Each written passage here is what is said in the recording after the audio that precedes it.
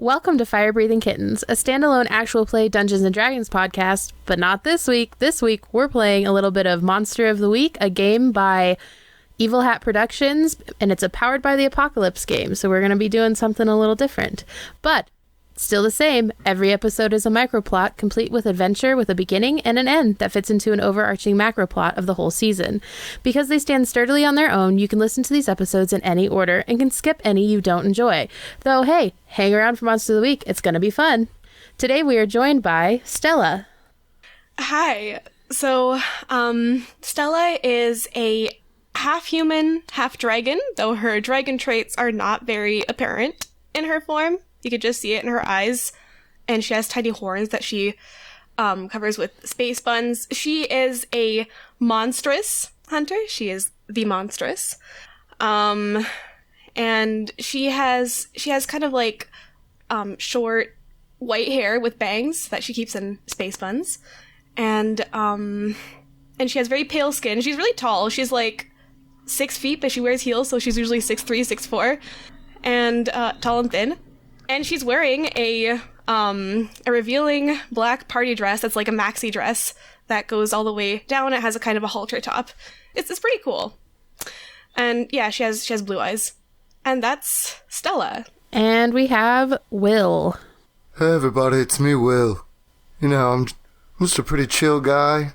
I used to be in a punk rock band. I'm pretty tall, shaved my head, covered in, like some tattoos, but that's just like the life I lived.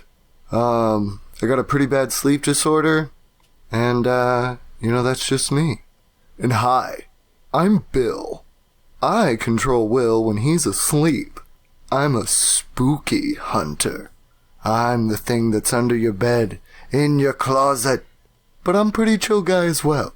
So me and Will, we get along. And Skirmish. Hello, I'm Sean McCready. They call me Skirmish, though. I'm a professional monster hunter. I'm part of a clandestine organization. And basically what we do is we go out and collect bounties on different monsters. I'm about 6'1", receding hairline, even though I'm 29. So I shave it really close. I'm wearing a nice, dapper, grey 3-piece suit, custom tailored, usually what to wear. But, it's a little different tie and whatnot to be a little fancier today. Let's see what else. I'm a little unshaven. I missed my afternoon shave today. I got close cropped brown hair and, I don't know, ready for action. That's all. You all are rolling up to what looks like the most opulent casino you have ever seen. However, the weird thing is, it's located in the middle of a very, very dense forest. What are you guys rolling up in?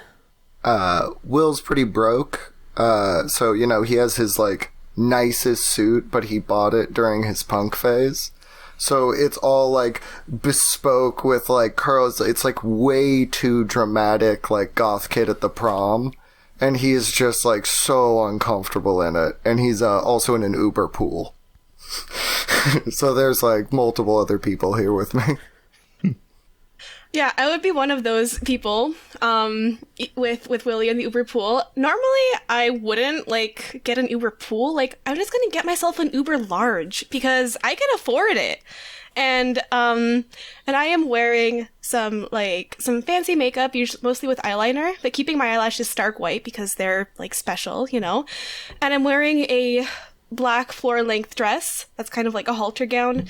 It was around $1,000, but it's not really fancy or anything. It's just really good material.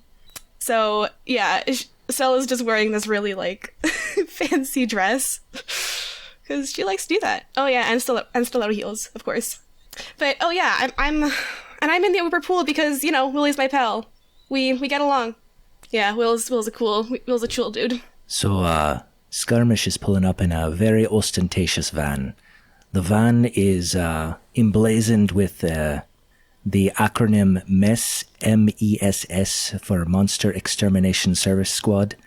And he's not beneath advertising. So he pulls up, because you never know where clientele will be. And it's a pretty, if I must say, it's a rad van. It's fast, and although it sticks out like a sore thumb, but that's by design. So I'm pulling up, stepping out, and then brushing a little bit of dirt off my pants and whatnot. Great. You all walk in to Hell Casino as the lights so proudly declare. And you are in the entryway, which is covered in what seems to be white marble tiles and dripping in gold. But instead of going up to the front desk, you see a little boy wearing a knitted mushroom hat that's red and has little white spots, but it's knitted and pulled down low over his ears, waving at you off to the side next to a door. I will wave back and smile. Try to be as charming as possible. Though I don't take my big sunglasses off, though. He rushes over and he says, Hi, are you guys here for the dinner party? Did you get the invite that I sent out? And as you guys all recall, and magically, seemingly feel in your pockets if you didn't remember to grab it, a heavy piece of paper is sitting there. Stella, your pocket, it's tucked into your top. Okay, yeah, she's just gonna casually take it out. It's just oh, I didn't realize this was in there. She's gonna open it and read it. Inside it says, you've been formally invited to Hell Casino's social event of the year, the Hell Mystery Dinner Party. What does it look like? A child wrote this note? Do the facts line up more or less? Yes. Okay. Well then, he smiles like a forced smile and goes all right, well, let's go to your dinner party. And he kind of gives Stella a look. Yeah, Stella kind of tilts her head back at him, and then she turns to the child and says, still hasn't taken off her sunglasses, yeah, I mean, sure, that sounds like fun. I mean, I like parties and I like dinner. So where is this dinner party? In the casino, that is. I mean, obviously it's in the casino, but... It's through the door, and I made all the decorations myself, and I'm very excited you came. Are you coming, mister? He says to Skirmish. Yes, one moment. So Skirmish is lighting up a cigarette because it calms his nerves. He's a little uncomfortable in a loud environment like a casino, but he tries to play it cool. He sees Stella and Will, and he recognizes them. And so he's yeah, absolutely. I would love to join you. Which way do we go? Follow me. And he takes off down a side door that is marked with a mushroom. That kind of, it's obviously not like a real mushroom. It's like a red mushroom that matches his hat. And you guys kind of walk down some hallways, and then you are brought upon a dining room that has, well, some stuff in it. If you'd like to look around, mainly the main attraction of this dining room is a large wooden table, and it is filled with food. So Skirmish will immediately look for fine cheeses and fruit. Does he see that? Yes, he sees that at the far end. Perfect. I walk over confidently and grab some cheeses and fruit. Yeah, Stella's going to actually she's gonna be on the lookout for things like sushi, caviar, tartar, expensive things, but also raw things. That's her favorite kind of. That's her scene. Expensive raw stuff. But she's also gonna is that in the direction that Skirmish is headed? Kind of. But the cheeses and stuff are at the far end. The more expensive stuff is more towards the middle. Okay. Yeah, well, I'll pick up some more expensive stuff and then kind of circle around to where Skirmish is, because I wanna chat with him. However, Stella, you do realize there's no alcohol here. She kind of rubs her head. It's just oh, I thought this was gonna be a party. What kind of party doesn't have alcohol in it? Well, and then actually she's gonna be next to Skirmish as she's saying this. Oh, Skirmish pipes up and says, "Don't worry, my dear. I'm always prepared." And he reaches into his coat pocket and pulls out a flask and hands it to Stella. Oh. She just picks it up and kind of sniffs it. What's in the flask? It's a very fine scotch. Oh, perfect. And then, yeah, she says that, and then also just takes like a shot or two from it and is just like, this is good. So you got invited to this dinner party too? What's your name? I don't think I've met you before. Oh, sorry. The name's Sean, but most people call me Skirmish. Yeah, I'm a little surprised at the invitation myself. I'm not sure who all's invited, but I'm excited to see how it turns out. Yeah, me too. And, yeah, I mean, my pal Will was invited too. Oh, Will. Will come up at this point with just a plate loaded with food, and like his cheeks are stuffed with food, because I established he is very broke and super hungry just in general. He's waifish thin. Oh, got quite an appetite on you, don't you, Will? Mm-hmm. His mouth is super full. Once he swallows, he's like, who are you? Who are you, bud? Oh, sorry. My name's Skirmish. We'll just say Skirmish. Have you met Stella? He smiles and just like scarfs down some more food.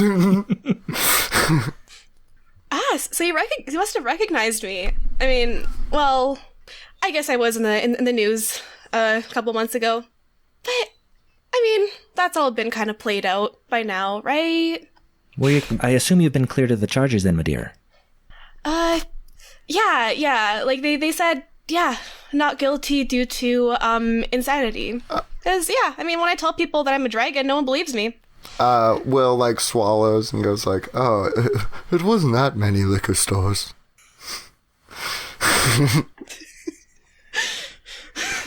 So do you know... Stella kind of just chuckles. Do you know if anybody else is invited to this party? And then he takes a drag off a cigarette.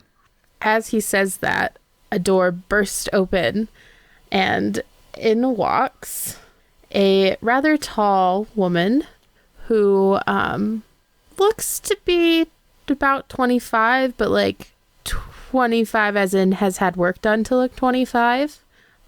She has long black hair, and her skin kind of looks slightly sunburnt, like maybe she had one too many laser hair treatments.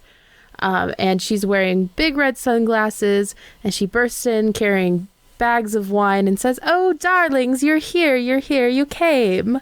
And Stella, you would know this. This is Miss Ruby Hemorrhage. I see. And Miss Ruby Hemorrhage, how do I know Ruby Hemorrhage?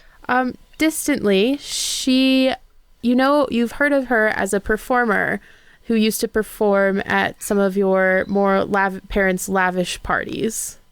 I see. I'm gonna say, "Oh, Ruby! Fancy seeing you here." Oh, darling, of course I wouldn't miss little Opie's little get-together. And she kind of grimaces, but she also kind of looks at you and like winks and says, "I also brought the more fun beverages." Yes, Stella tries not to like immediately look at it and rush over there. She's just gonna like say, "Oh, okay, well that's great. I mean, I guess now has wine. It's a wine and dinner party." Kind of like looks around sheepishly. Hello, Ruby. The name is Skirmish. How do you do? Oh, well, darling, I see that you are of the What do you smoke? Skirmish would smoke a Gaulois, which is a French filterless cigarette. So she says, "I see you are of the Gaulois persuasion. I might take a break with you at some point." Sounds good to me. I would be happy to share. Excellent. And you, darling, and she turns and like kneels down, and Stella, you realize she's in ridiculously high heels. And like pats Opie on the head and says, "Oh, look at your little party you've pulled together. I'm so proud of you." And he kind of looks at her and goes, "Thank you. Do you know if Bruce is coming?" And she says, yes, he's coming behind me. He just had to bring the adult Kool-Aid." And as she says that, the door opens, not in such a bursting motion now, but in more of a just like coming in and carrying heavy things. And in walks a tall, because this DM likes tall people apparently. He has bright electric blue hair, his skin is tan, and his eyes are just a normal blue, and he's wearing a white t-shirt with dark blue wings across the front, and he is carrying a box of not wine but other hard liquors, and also a box of cookies that are labeled Opie with a little mushroom charm on them. And he walks in, he says, "What's up, little dude? I brought you some cookies, your favorite." And he hands them to him, and then he looks around at the other adults and he says, "And I brought the other thing that we need to survive this party." Perfect. My wine and, my cheese and fruit was getting a bit lonely, so what you've brought in will accompany it quite nicely. Willie smiles and goes, "I can't drink because of the pills I'm on, but I'm cool." And he pops a couple edible gummies. He looks at Skirmish and goes, "Smoking's bad for your lungs." I think the science is still out. Scarf. Yeah, and I'm just gonna be like, well, I do like myself a fruity drink. It was gonna go well with this ceviche. Willie goes wide-eyed, "This ceviche?" And goes back to, like, the big table full of food looking for raw fish. Opie, as you guys are kind of introducing each other and talking, he has stood himself at the head of the table, and by stood himself, he is literally standing on his chair. This is a very small child, very short child, and he claps his hands together and he says, "Well, let's sit down and let's begin. You just kind of sit wherever. I don't really assign anything because, the best friends are the friends we make randomly, and then after we kind of eat a little bit, then the mystery will begin." Will grabs a full second plate when he says we'll eat a little. Like, once he realizes there's a time limit, he's like, "Okay, time to start." And then picks the seat closest to the food. Skirmish will pick a seat furthest away from the door, facing the door, just in case. That's just what he's trained to do. Yeah, Stella's going to sit as close as possible to the booze so people can't see how much she's drinking, or just like putting in glasses right beside her just to see it's there. She is greedy, and she's not eating a lot. She's just picking out she's being very picky, just like having a few things on a plate. Will keeps passing by and being like, "Get a plate, I'll eat it. Get a plate." and I do that for Will. Hell yeah, he goes up to 3 plates. So he'll move next to Stella in this case, so he can eat off of her plate. Excellent. Opie sits at the head of the table. Ruby sits next to Stella, and Bruce kind of sits next to Skirmish, but in a this was the last seat available kind of way. And as you guys are kind of eating and chowing down, you do notice some interesting concoctions. There is a plate of whipped cream and jelly beans in there. There's also some sad looking vegetable plates that you have a feeling the 7-year-old did not choose willingly. There's also very fancy foods like caviar and the fish, and there's also some steak, and then there's some hamburgers that you notice from a local chain that are still in their wrappers, and you get the feeling that this child was left alone with way too much money. I like this kid's style. Same here. So Skirmish will eye the child as he picks up one of the vegetables from the vegetable tray and then dips it into the whipped cream to kind of this is going to be great, and then takes a bite, swallows it down, and excellent choices. Who was the selector of food for this party? Because this is delightful. Opie kind of pops up and he goes, "It was me. I got the magic card thingy," and he reaches in his pocket for a second. He pulls out a gold Visa credit card and is and Mommy and Daddy said I could order whatever I wanted, and so I did, and all I have to do is tell the man what I want, and then I tap it on this box and then it comes. Isn't that so cool? It's like magic. It really is. Willie's firm anti-capitalist youth is just raging inside of him, so he's just face down, looking at the plate of food in front of him, eating extra hard, knowing that how this kid paid for this. And And Ruby kind of smiles and she says, yes, darling, you did excellent. This is a wonderful party. And you guys kind of continue eating for a little bit. How many plates of food does Will get down? He averages like one meal a day. Like, usually without a vegetable, it's just like a piece of protein he bought. And then, like, he spends way too much money on sauces and stuff like that. And then, like, rice. He mostly is working multiple jobs and stuff like that. So if he is he could probably clear about 6 plates. Like, a full of food. Because I, as a player, I don't want to meta a game. This is a pretty skinny guy, can clear about 4 if I'm thinking the way that this is, and just a little wish fulfillment for me. Man, if I could eat 6, that would be cool. So yeah, he's probably like mid 5 right now. Okay. As you are finishing up that 5th plate, the lights go out. The lights go dark, and you hear a couple of gasps, but not screams, and a couple of doors shutting before the lights come back on. And Opie is still sitting there, and he, in fact, has found the whipped cream and jelly beans and is chowing down still. The lights did not bother him. And Ruby and Bruce are gone. Did anybody see where Ruby and Bruce went? I do not see them. Did they just, like, turn the lights off when they went to the washroom, or? No, they were sitting with us, so I doubt they turned off the lights. Perhaps they did, I don't know.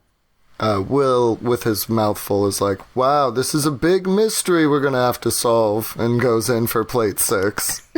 He fully thinks this is just part of the kid's plan. He's going to be that character in the horror movie. While he's getting his 6th plate, Skirmish will grab a handful of jelly beans and pocket them for later. Bro, they're covered in whipped cream. You're wearing a nice suit. You can optionally dip them in the whipped cream. That's... You know, it was optional? This is a fancy party. That's right.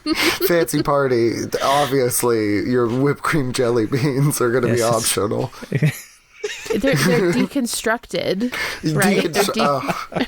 Guys, this is embarrassing. Can we cut this out? People are going to just blow me up in the comments. This freaking rube. If you would like, anybody can roll investigate a mystery. So for our listeners, since we normally play D&D, there are a few different basic moves that we'll introduce as we come along. So investigate a mystery is done when people are looking to investigate something that's happened. We only roll with 2d6s. So on a 1 to 6, that's a failure, and I can take a hard move as the GM. On a 7 to 9, that's a mixed success. So something bad happens or they fail, but they still get some information. And on a 10 plus, that is a complete success. So investigate a mystery is plus sharp. I mean, I guess I'll try. I'm feeling lucky. Sharp is one of my worst modifiers, but... Well, I would like to... Can I offer the help action? How does that work? The help action. So I'm going to pull up the actual documentation so that way... Yeah, I need all the help I could get with what I rolled, because I rolled a 7. Well, 7 minus 1, 6. Oh, yes, you do need to help. So the help action is something that you can do when you help another hunter with a move they are making, and you can roll plus cool. So how are you helping out, Stella? Well, I'm looking around the walls and under the table, because they seem to be at the table, and then I heard the doors, so I'm investigating around where I heard the door sound, as well as... where Bruce and Ruby were sitting. Perfect. And Stella, what Stella would do is, I guess she would investigate by calling out, Bruce, Ruby, where'd you guys go? We miss you. I guess that's how she investigates. Fair enough. Go ahead and roll that help out and tell me what you get. Oh, is that 2d6, I suppose, plus cool? Yes. Yep. So 8 plus 3, 11. 11. So on a 10 plus, your help grants them plus 1 to their roll. So that pushes Stella's 6 into a 7. So we will have a mixed success. On a mixed success, you get 2 questions, I believe, and I'm going to pull those questions up. Come on. Oh no, you only get 1 question. I lied. So you can ask what happened here, what sort of creature is it, what can it do, what can hurt it, where did it go, what was it going to do, what is being concealed here. I will tell you, I'm not going to straight up answer these. I will answer these with information that will help that are in your current situation. So hold on. Which questions again? What happened here? What sort of creature is it? What can it do? What can hurt it? Where did it go? What was it going to do? What is being concealed here? Okay. So either, okay, I'll ask, I guess, I'll ask what happened here, I guess. I'll try to figure that out. So it's just, no, never mind. What is being concealed here? I'm going to try that one.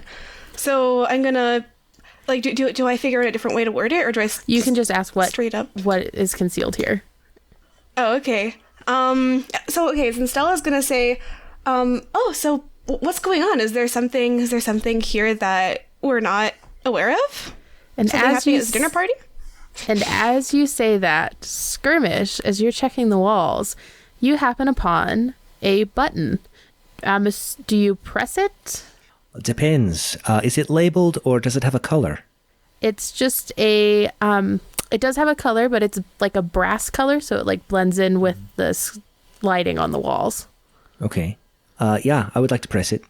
As you press it, wall paneling swooshes away to reveal 4 different doors. So there are door number 1. It's a blue door that has some frost on the edges.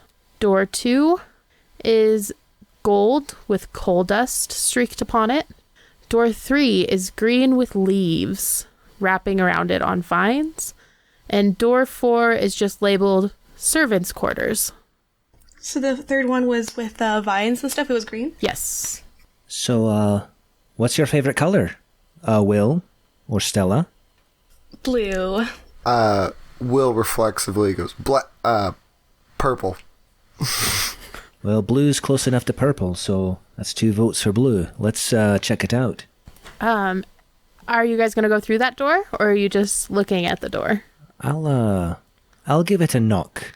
Nothing happens. It just sounds solid. It does feel like there's cold on the other side, though.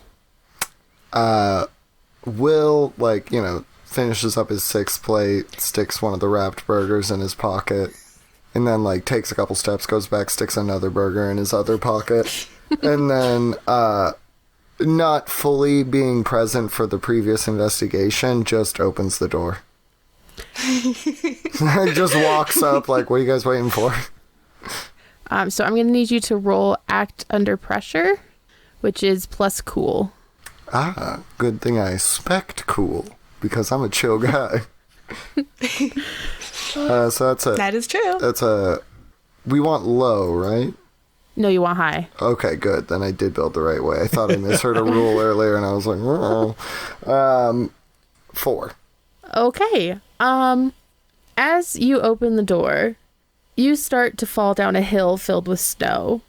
And since you came from behind Stella and Skirmish, you happen to pull them with you as you go down. And so you're all cartoon style rolling down a hill in a snowball. So everybody take 1 harm. You should have a place on your sheet that you can check that off. And Will mark off a failure. Will that be experience? Or an experience, yes, sorry. Dope. Again, Will is not sure where the dinner party is beginning and ending. And this seems like something a child would plan. So he's arms in the air, Disneyland, woo! Ow, ow, ow. Yeah, and Stella will just when she gets to the bottom of the hill, she'll just stay there for a second, then collect herself. It's just looking around, what did people see? Your dress is quite revealing. Just quickly, just put it back together, and then and then she's gonna say, "Oh, I guess that's what happens when I don't take my meds." So Skirmish clearly has lost his cigarette in the tumble, so he'll brush himself off of snow and then take out a brass case of cigarettes and just light another one, start smoking again. Excellent. So as you guys kind of get yourselves together, you do notice that the doorway at the top of the hill is being shut behind you and disappearing. So monster Disney movie from the early 2000s, the door has taken you to a different place. And as you continue to look around, you notice that you seem to be on the bottom of a ski slope. And below you, kind of worse for wear, but still like serviceable, is a ski lodge. And it's made up of large logs of wood and concrete, and the windows are kind of glowing yellow, like there's a fire inside. However, it does seem to be not super populated. What season is it currently? Like, what season was it? When you guys arrived, it was summer, like end of the summer. It is very clearly winter wherever you're at. Yeah, I'm just gonna like hold on to Skirmish for a second to steady myself, because I need to adjust my heels, because that fall kind of hurt. So she's gonna say like, is it just me, or is it like, was it summer when we came here? Like, am I just remembering things wrong? Did I just black out for 6 months? No, I believe you were right. It was summer. I believe we've fallen into either a very elaborate underground artificial ski slope. I mean, it is a casino after all. Or we're somewhere else completely. South of the equator, I assume? Look, there's a lodge if you'd like to warm up over there. Yeah, you're in a flattering yet revealing gown. I'm sure being out in the snow is probably not good for you. So, like, Stella in another universe is, like, resistant to cold, but I guess this one isn't. So she's, like, or she's kind of resistant to cold, but, like, oh, I'm used to it, but she's kind of, like, shivering. And says, yeah, I mean, lodge sounds good. Plus, maybe they have some alcohol there. Not that it's really important or anything. Well, yeah, you want to warm yourself up, of course. Will, would you like to come along? Yeah, and he's just looking around very suspiciously. Like, the tumble down a chute, that's one thing. Okay, I can, he's got a MasterCard. He's fine. This whole different season, this is too elaborate. Like, Will, who exists in the waking world, like, is like, I don't believe in magic. But inside, something is deeply suspicious about what's going on. So he's just like, yeah, and then kind of snaps to when you say his name. I will say, Will, though you were injured, your hamburgers did survive the fall. Oh, thank God. I know you wouldn't do that to me. That's why I didn't mention him. Otherwise, I will quit right now. Going home now. Don't want to be at this party anymore. I'm going more home. Gonna find a deeper room in the house. Okay, what do you stay freezing in the snow? Do you head towards the lodge? Do you head deeper into the slopes? The world is your oyster. Are the slopes climbable? Like, if we wanted to return to where the door was, is that possible? Yes, you can climb up the ski slope. It's not so steep that... So for most people who've skied in the U.S. before, we have like a color system, and greens are easy, blues medium, blacks hard, black diamonds, double diamonds are the hardest. This is kind of like a single blue, so it's intermediate, but not too terribly hard. Well, I vote we go to the lodge, get our bearings, and then find out what to do next. Yeah. Will nods. I vote for lodge too. Well, let's head that way then. Excellent. So you all head to the lodge. As you get in, there are a couple people kind of scattered about drinking what looks like hot cocoa. There is definitely somebody in the corner who is drinking hot cocoa plus some extras, and there is somebody manning the bar next to the fireplace. I go to the bar. As you approach, you notice the bartender. It's pretty like nondescript, just plain brown hair, bartending clothes, and he says, "Hi, how can I help you? Are you a new guest checking in?" So I was gonna like look around. Well, I was just gonna ask for something from the bar, but like checking in. Just gonna like look back at her companions. What was the name of this hotel again? Is one of your Umber? Skirmish walks up and says, You'll have to forgive my friend. She had a nasty fall down the slope, and she's a bit disoriented. She doesn't trust us. If you could tell her where we are, when we are, things like that, that would really help jog her memory. I'm going to make you roll manipulate. Oh, no. Where'd it go? Oh, boy. I love how we're, like, using our worst skills. I'm not very charming except for at Willie. all. Except for Will. Oh, but... I just rolled poorly. Actually, don't roll manipulate someone. We'll save that for later. He kind of looks you up and down and he says, "This is the Old Gold Lodge, Premier Ski Slopes. Next week we're holding and he's like trying to think, and he's like, the R Games, the Risky Games, some kind of ski competition. My boss knows all about it."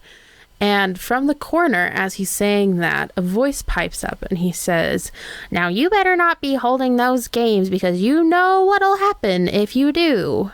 You see, I told you, Stella, we're at the Old Gold Lodge. Do you believe me now? Old Gold... Oh, this is the Old Gold Lodge? I thought it would be more, I don't know, old and gold. Will just like shakes his finger at the conversation and goes, "No, this is very weird. I don't like any of this. What the heck is a old gold No, we were at a casino. This is odd." He's just shaking his finger. So Skirmish will talk to the bartender. "My friend Will here has a bit of a problem with gambling. Do you know where the closest casino is?" I guess somewhere up north. There's not really any casinos around here. How far north would you say? Miles? A plane ride? Well, I mean, I guess you could take a bus, but it would take like 12 hours. Perfect. No, we want to keep him safe, so that's helpful. And then Skirmish turns to Stella and Will, and it's like, "I have no idea where we are. We're very far from any casino, much less the one we showed up for at the party." "Hey, dude." Oh, like, I thought we were just at a casino. Yeah, Stell, there's a bunch of weird stuff going on. Stop lying about us. I don't like that. And he pinches you. Oh, sorry. Saying I got a lot of problems, man, and one of them isn't gambling. I'm great at gambling. I got a system. I'm not saying the problem is that you're bad at it. I'm just saying, you know. These... You know. Either they're very good liars, or they are not clued in on this whole situation. Or they're just part of the dinner game. Yeah, did you guys see a small child around here? Like, is there some kind of dinner game going on? The bartender kind of looks at you and says, I mean, some of the people have kids, but we don't really do dinner parties. Are you guys okay? Well, I'll remind you, my friend had a nasty spill out there on the slope, so please be patient with her. Yeah, I'm gonna need some whiskey for that, please. Yes. I guess. And he kind of slides one over to you and says, "I'm not really paid enough to care, but I guess you signed the waiver, so..." They should pay you more. I pull out a $50 bill, and I slide it. It's like, "Is this enough for you to care?" Sure. Are you guys wanting to check in? Do you want our med kit? I could call EMS, but they're gonna take a while to get here. That would be delightful. Yes, please give them a call. We'll go ahead and check in. I think we need to find... And I turn to my compatriots. I think we need to find out more about what's going on here. This is very strange. I agree with Will 100%. Except for how good he is at gambling. I'll gamble you right now. And he puts out his hand like rock, paper, scissors. All right. Skirmish takes a big drag from his cigarette and is like, "All right, you're on. What are the stakes?" I'll bet you $50. All right. I'll throw in... I want in on this. I'll throw in all the jelly beans in my pocket. Okay. I'll bet you one burger for all the jelly beans in your pocket. And Perfect. 3 cigarettes. I'll throw in my gold Amex card. She pulls it out of her front. Will just pushes it back towards her like, Stella, no, you went way too high. You're massively overbad. All right. So, rock, paper, scissors is it then?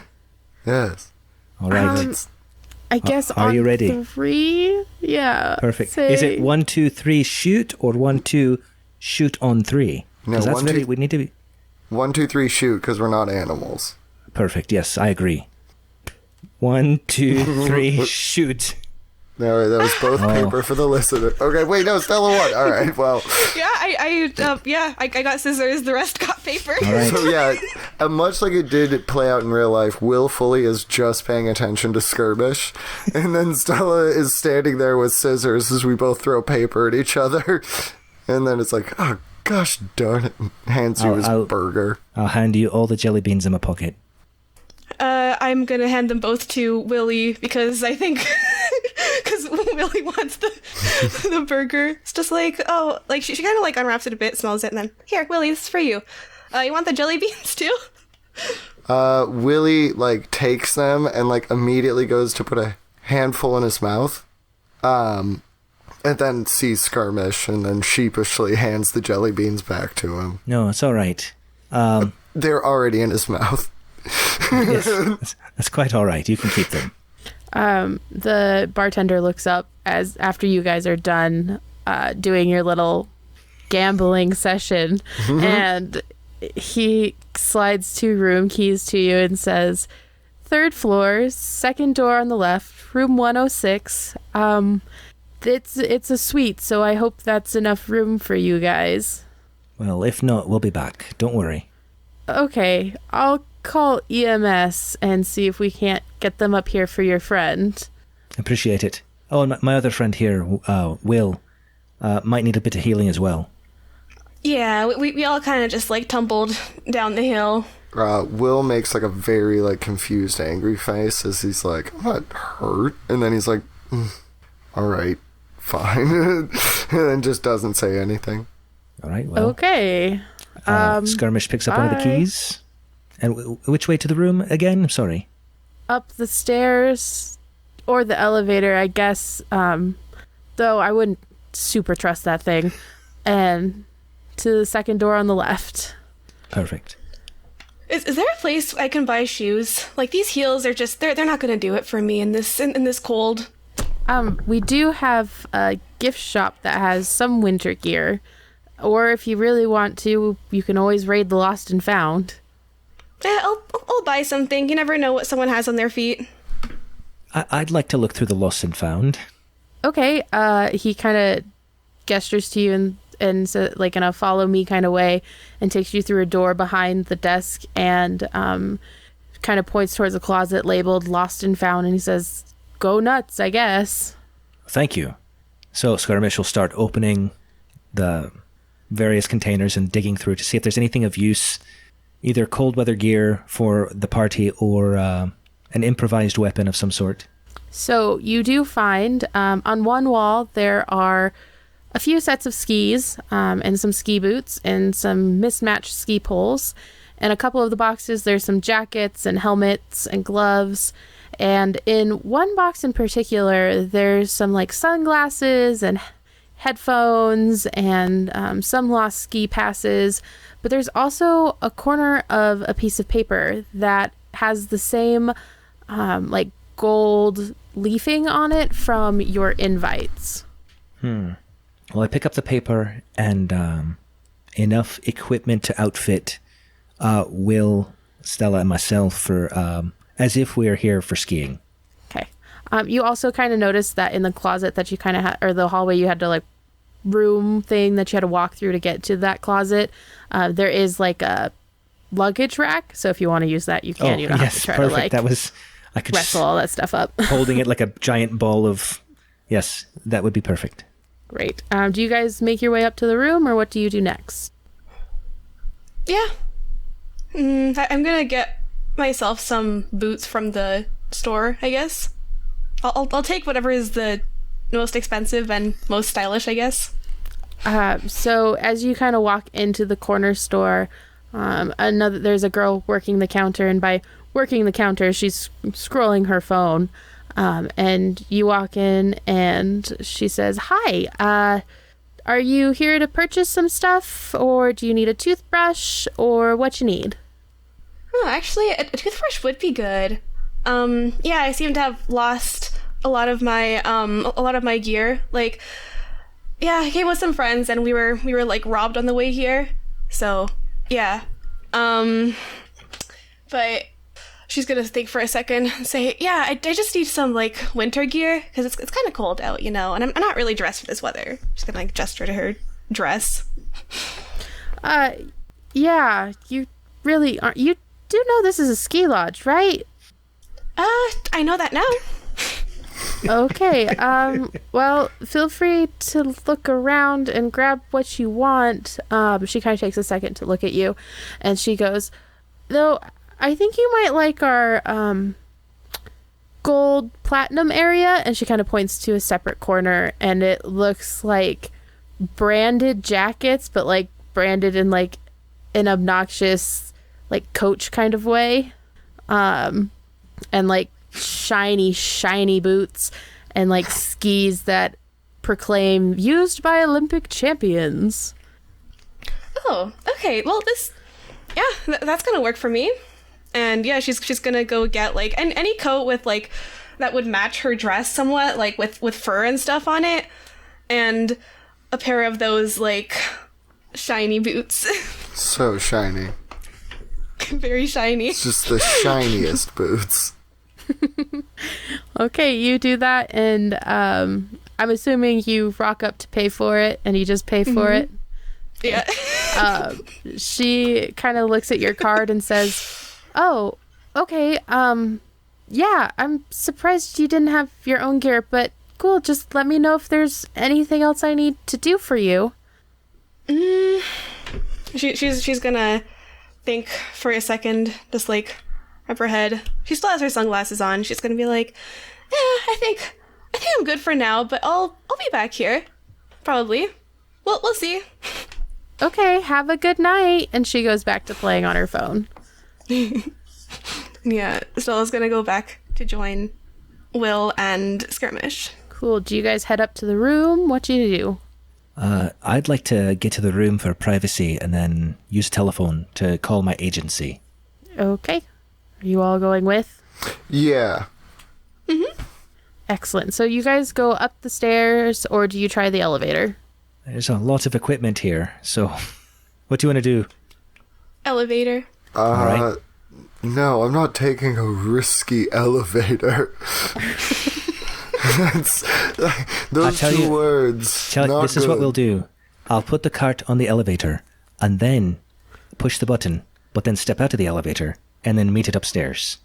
Will just grabs a pair of skis and a bundle of clothes and starts walking up the stairs. Oh yeah, that's a good idea. Just take some stuff. Stella goes with the rest of the stuff in the elevator. Oh no. So, Stella, this elevator does not have silver doors that open. It has like a folding gate. And there's a sign that says, "Please ensure gate is shut completely and all fingers are staying within the confines of the elevator." Oh my god. So as you go into it, hey, y'all listeners, by the way, this is like a real elevator that I, the DM, have had to ride before when I was injured in high school. So, pro tip, check your school's accessibility stuff. Yikes. Yeah. If So you see the words risky elevator, you might have a legal case. As you press the button, it kind of lurches upward, and it sounds really creaky, but it does take you up to the next floor, and you have to wait for somebody to open another door to let you out. I open the door. Oh no. Willie definitely would have come up first, made full eye contact with you, and then gone downstairs to get another load of stuff. Just know you made this choice. Yeah, Stella's gonna be like leaning on the door frame as it like opens, and she's just gonna be like, "Well, I made it up. Excellent. As you guys kind of get your stuff together and deal with the elevator and you go into your room, you realize that this room is very similarly themed as the dining room that you guys went in. Like the color scheme's the same. Instead of like a rustic kind of cabin-y vibe, it's more of like opulent casino with dark paneling and the brass hardware items in it. Is there a telephone in the room? There is, in the middle, next to the Bible, of course, because... Of course. It's who you're going to call, I one way or the other. I will use the literal telephone and make a call to my agency, speak in my code word, and then see if they can get a fix on where we are located, and then send some equipment for us. Excellent. As you're listening to them kind of struggle... Actually, it says this is a professional move, and I have to roll for it. Good, read it. So it says, when you deal with the agency, requesting help or gear or making excuses for a failure, roll plus sharp. On a 10+, you're good. Your request for gear or personnel is okayed, or your slip-up goes unnoticed. On a 7 through 9, things aren't so great. You might get chewed out by your superiors and there'll be fallout, but then you get what you need for the job. On a miss, you screwed up. You might be suspended or under investigation, or just in the doghouse. You certainly aren't going to get any help until you sort it all out. Excellent. So I have a +1 sharp, so wish me luck. I got an 11. Okay, so complete success. As you're on your phone with the agency, they take a little bit to figure out where you are, but they finally kind of almost sheepishly say, Antarctica? That can't be right. That can't be right. We'll have to get back to you, I think, but we can... I guess send equipment there if that's what you want. Well, can we at least get an extraction? Yeah, let me work on that. Okay. And you understand that they're really trying to work, but they're just as confused as you are. No problem. I think we may have, we're dealing with some kind of questionable transport at the casino I was assigned to today. So just call us back at this number if you have any updates, and I'll inform the folks I'm with. The two that were flagged by Intel, they're with me. Oh, good. Will has, like, as soon as they got into the hotel room, immediately stripped down to his underwear, grabbed a $45 can of Pringles, and has just been sitting on the bed across from Skirmish, eating Pringles, listening to this whole phone call. And then as he mentions, like, the two that were flagged by Intel, I just wave at him. I give him a quick nod, like, yeah, you. Yeah, and of course Stella's raiding the minibar, and she's just like, well, darling, you can have whatever you like. I'll pay for it. He smiles and goes, oh, I know.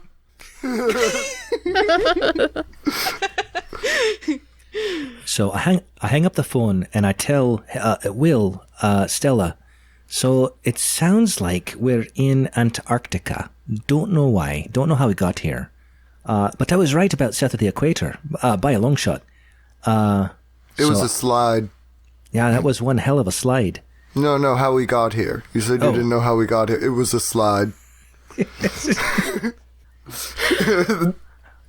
Well, I was just pulled along for the ride, so I didn't quite get a good look at it. I mean, yeah, so was I. She kind of just, like, elbows Will. He, like, narrows his eyes, shakes his head, wipes the Pringle crumbs from his chest, and goes, hey, this is not on me. It's on that spooky little mushroom kid.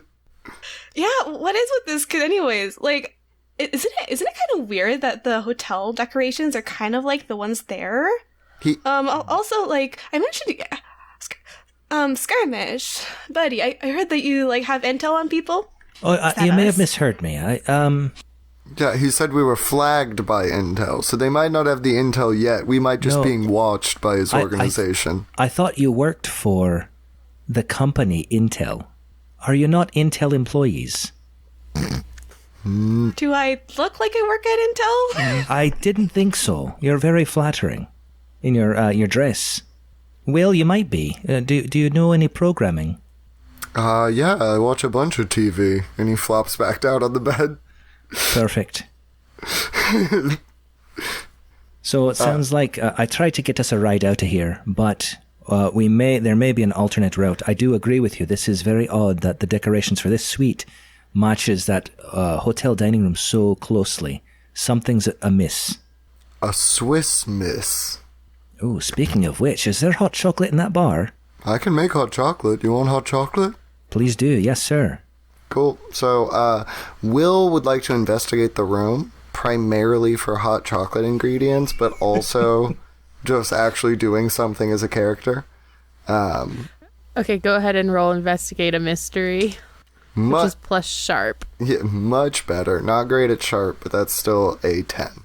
Excellent. You find, like, not just Swiss Miss, but, like, the most expensive French hot chocolate that you have ever seen. And you find, like, a chocolate melter that you can melt the chocolate in, and, like, a milk steamer. Like, you find the full setup of hot chocolate. Like, you can make the best hot chocolate in your life. You also, while you're poking around the drinks and stuff, find a piece of what looks to be an old poster, and you find the corner, and it's the same kind of gold that was on your invitation with the letter R. He holds it up to the group and goes, "Weird poster," and then just sort of sets it on one of the... Is there one bed or two? There's two, plus another side room that has another one. Cool, so he'll just put it down on the unoccupied bed. I assume Skirmish is still sitting.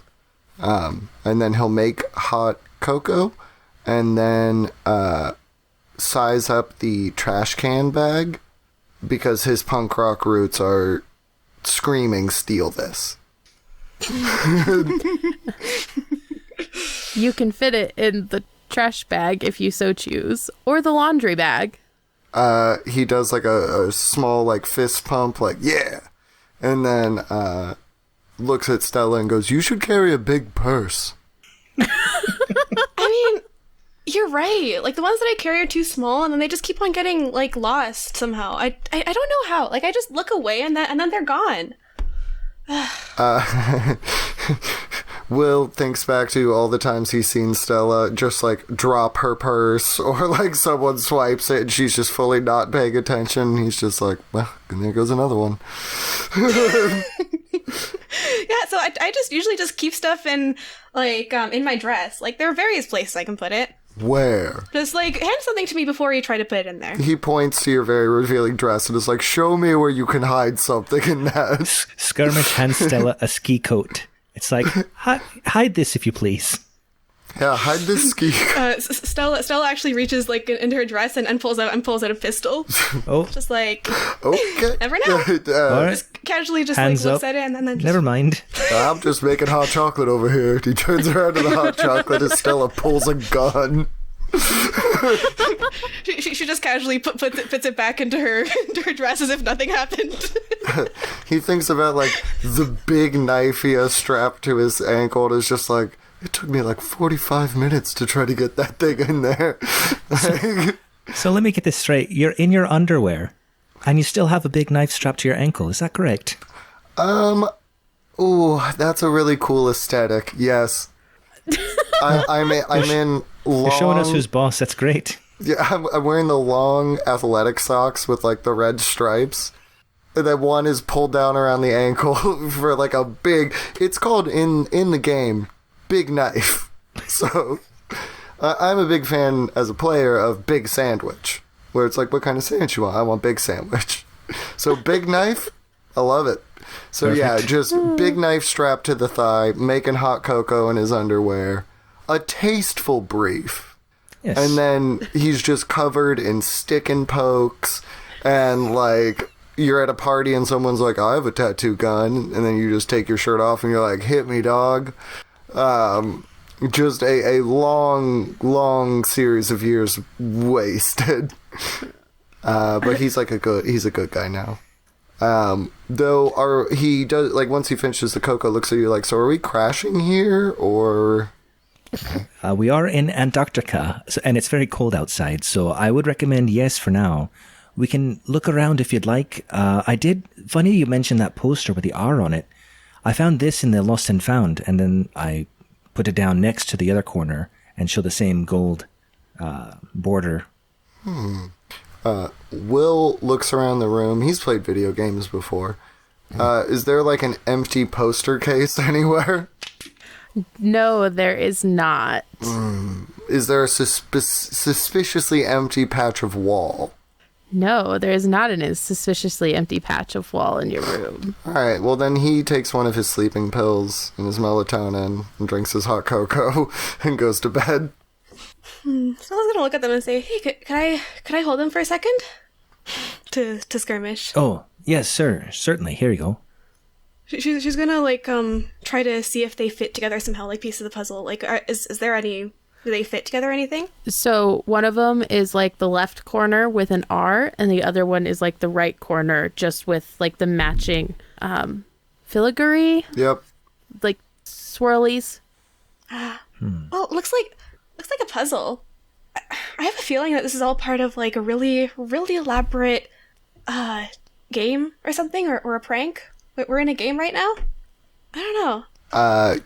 You kind of like hear the bed springs as Will, or I guess Bill, snaps to attention at the bed. Yes, this does seem to be some sort of game. He's like a little bit grizzled, and you see he's putting back on his pants and like vest. Skirmish notices Bill's voice and is like, "You sound like somebody you used to work with." San Francisco Bay, 2017. Believe it was mid-October. Right. Bill! Good to see you, friend. Skirmish, how's things? Been better, but doing all right. Tell me about it. I'm sharing a body with an ex-punk rocker. You know what he did to this thing before I got it? Say, I was wondering if you found a new home. It looks like you have. Glad to see you're in good shape. You know me, Skirm? Can't keep me down. He does a predator handshake. Meanwhile, Stella's just watching this exchange, just like, what? Has she met Bill before? Like in the hallway or something. You usually think it's just Will in a mood or something, where you're like, wow, he just walked by like he didn't even know me. And it's because Bill doesn't know you. So yeah, she just looks at, she's like, are you guys both like secret agents or something? Oh my god, this is the best ARG ever. He reaches out for a cigarette from Skirmish and looks at Stella for a moment and goes, yes. Yeah. I opened up the case and let Bill have his take. He does a real cool, like, packs it, like, lights it up like a pro, snaps the lighter shut, throws it in the air, catches it with his other hand, and then hands it back to Skirmish. Just like the good old days. Hopefully not too much like, you know what. Oh, oh, this guy. This guy. So, are you still, do you still not get all the messages from your host? Like, do you know, are you up to speed on where we're at? He is doing his best to keep me down. He thinks I'm like a figment of his warped mind or something, and I keep leaving him notes scrawled in like the bathroom mirror. I try like messing around stuff at the house to be like, hey, I exist, like pay attention to me, but he's going off the deep end with this one. But that being said, something's funky. Agreed. Have you checked any info you have on magic paper? Not yet, no. Just trying to find out where we're at. Who's this kid? How'd you get the invite? A bit mysterious. You don't remember how you got the invite. I know he goes by Opie, and is into mushrooms, it seems. Not like a party guy, but into his aesthetic. Okay, because when you say a guy named Opie who's into mushrooms, I immediately think party guy. not those kind of mushrooms. He's quite young for that. Yeah, he's like, I don't know, like 5 or something. He's a really small child. This Opie. I mean, you just. I mean, we were both there. You surely remember Opie, right? Right, Will? He's Bill now, and it's going to be a bit weird. But he might not know exactly what Will knows. But maybe you don't know. I don't really know. You can call me Bill. And he goes out for a respectful predator handshake. Yeah, Stella takes it and shakes his hand. Her grip is surprisingly firm for how slender she is. Cool. So he grabs like a marker or something and then goes to like a mirror or any sort of like glass surface and starts writing out like, okay, what do we know? We know we got an invite from a child named Opie who has access to a lot of money. We go through one of 4 doors, end up in a wacky winter wonderland. And he writes wacky winter wonderland on the mirror. If the kid is orchestrating this, maybe we need to think like a child. Or they could be using the child as a way to let us have our guard down. He draws a point across to a big question mark. Que bono. Well, why is it at a casino? Oh, his eyes go wide, and he goes, not a casino. He writes, Hell's Casino. All right, of course. Taps the marker on the glass. That's true. But yeah, the kid's parents apparently are really rich. They just gave him one of these credit cards and just told him to order whatever he wants. So, I mean, either they're important people or they're not people who gained their wealth from certain means. Yeah, I don't know a lot about that. She kind of just lies back in the bed, hands behind her head. And it seems like we were the only 3 invited, so I don't know why it was just us 3 or what we have in common. He draws. Oh yeah, there was also Ruby, the performer. She's pretty famous, I guess. Yes, but if you recall, she disappeared when the lights went out. She did, and so did the other guy. Bruce, I believe his name was. Bruce. Yeah. So are they in on it? Maybe they were just setting up the whole thing when the lights went out, or maybe there's something else going on. These 4 doors, they were behind a sliding panel. Well, then this isn't the first time they've done this. Unless the kid had the foresight to get a construction team to implement a sliding panel and 4 more doors. Or right. He writes a line, magic nonsense, ? That's always my go-to is magic nonsense. I believe that's why we're here. As a being of magic nonsense, I have to agree. Hey, me too. I'm a dragon. No one ever believes me, but I am. And then she kind of like takes her sunglasses off, and you can see like she has blue dragon's eyes. Like I usually tell people wear contacts if they don't believe me. He gives you a look of like such little like impress that he means it respectfully of like, well, of course you're a dragon. You said you're a dragon. I believe you. Like He's just taking it as fact, as like a thing of like, yeah, of course. You know, how could anyone question you? And then writes dragon under Stella's bubble on our thought web. Stella grins and she's just like, oh my god, someone who actually believes me. He also writes magic nonsense under Will's name and then looks at Skirmish. Like, I think we're seeing a pattern here.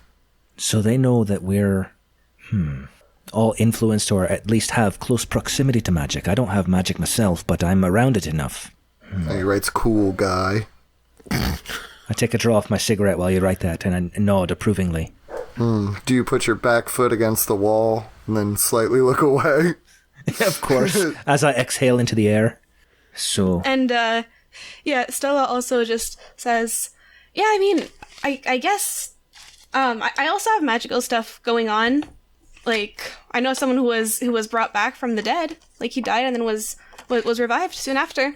No one believes when I tell them that. So this kind of stuff, I just think is some really fun magical game. As you guys are discussing your theories and writing on the mirror, you hear a commotion outside and kind of like outside your window as a couple ambulances and a couple police cars show up, lights flashing, and they kind of rush in, but you don't hear them coming up the stairs. Bill quickly scrawls commotion on the mirror and then looks to investigate. I'll investigate as well. Yeah, me too. I'll look out the window. Okay. Actually, sorry, can I use one of my abilities instead? Yes, always. Yeah, I believe it's called... okay. Can I see anybody... Like, you said we saw, like, ambulances or heard them. It's tune in, so I need a monster or minion that I can look at. Do I see anything like somebody coming out of a police car or out of an ambulance I can tune into? You do see like a couple of people coming out, and there are a couple of police officers like hanging out near the ambulance if you want to tune in with them. You also kind of see some commotion over off to the side of the driveway. He definitely pops the window and like literally sticks his head out and tries to look at the people off to the side. Okay, can you read the ability and what it does? So you attune your mind to a monster or minion. Roll plus weird. On a 10 or above, hold 3. On a 7 to 9, hold 1. On a miss, the monster becomes aware of you. Spend 1 hold to ask a question and gain +1 ongoing while acting on answers. And the questions are, where is the creature right now? What is it planning to do right now? Who is it going to attack next? Who does it regard as the biggest threat? How can I attract its attention? Okay, go ahead and roll. Come on, give me something here. Both cocked. Okay, that is... Oh, well, okay, with my +2, that's a 7. Okay, so you get to hold 1. What is your 1? What is it planning to do right now? So in that corner of the driveway, there's a couple of like decorative trees, so they're very trimmed and not super wild. You see a flash of gold, and you realize you're staring at somebody wearing a golden like plague doctor's mask and robes that have gold flowing between them, and it matches the gold on your found pieces of the poster. And you see that they are carrying what looks to be a couple of sticks of dynamite. So, okay, just to clarify, I get a good idea of what it's going to do right now, but specifically, what is it going to do with the dynamite right now? What is it going to blow up?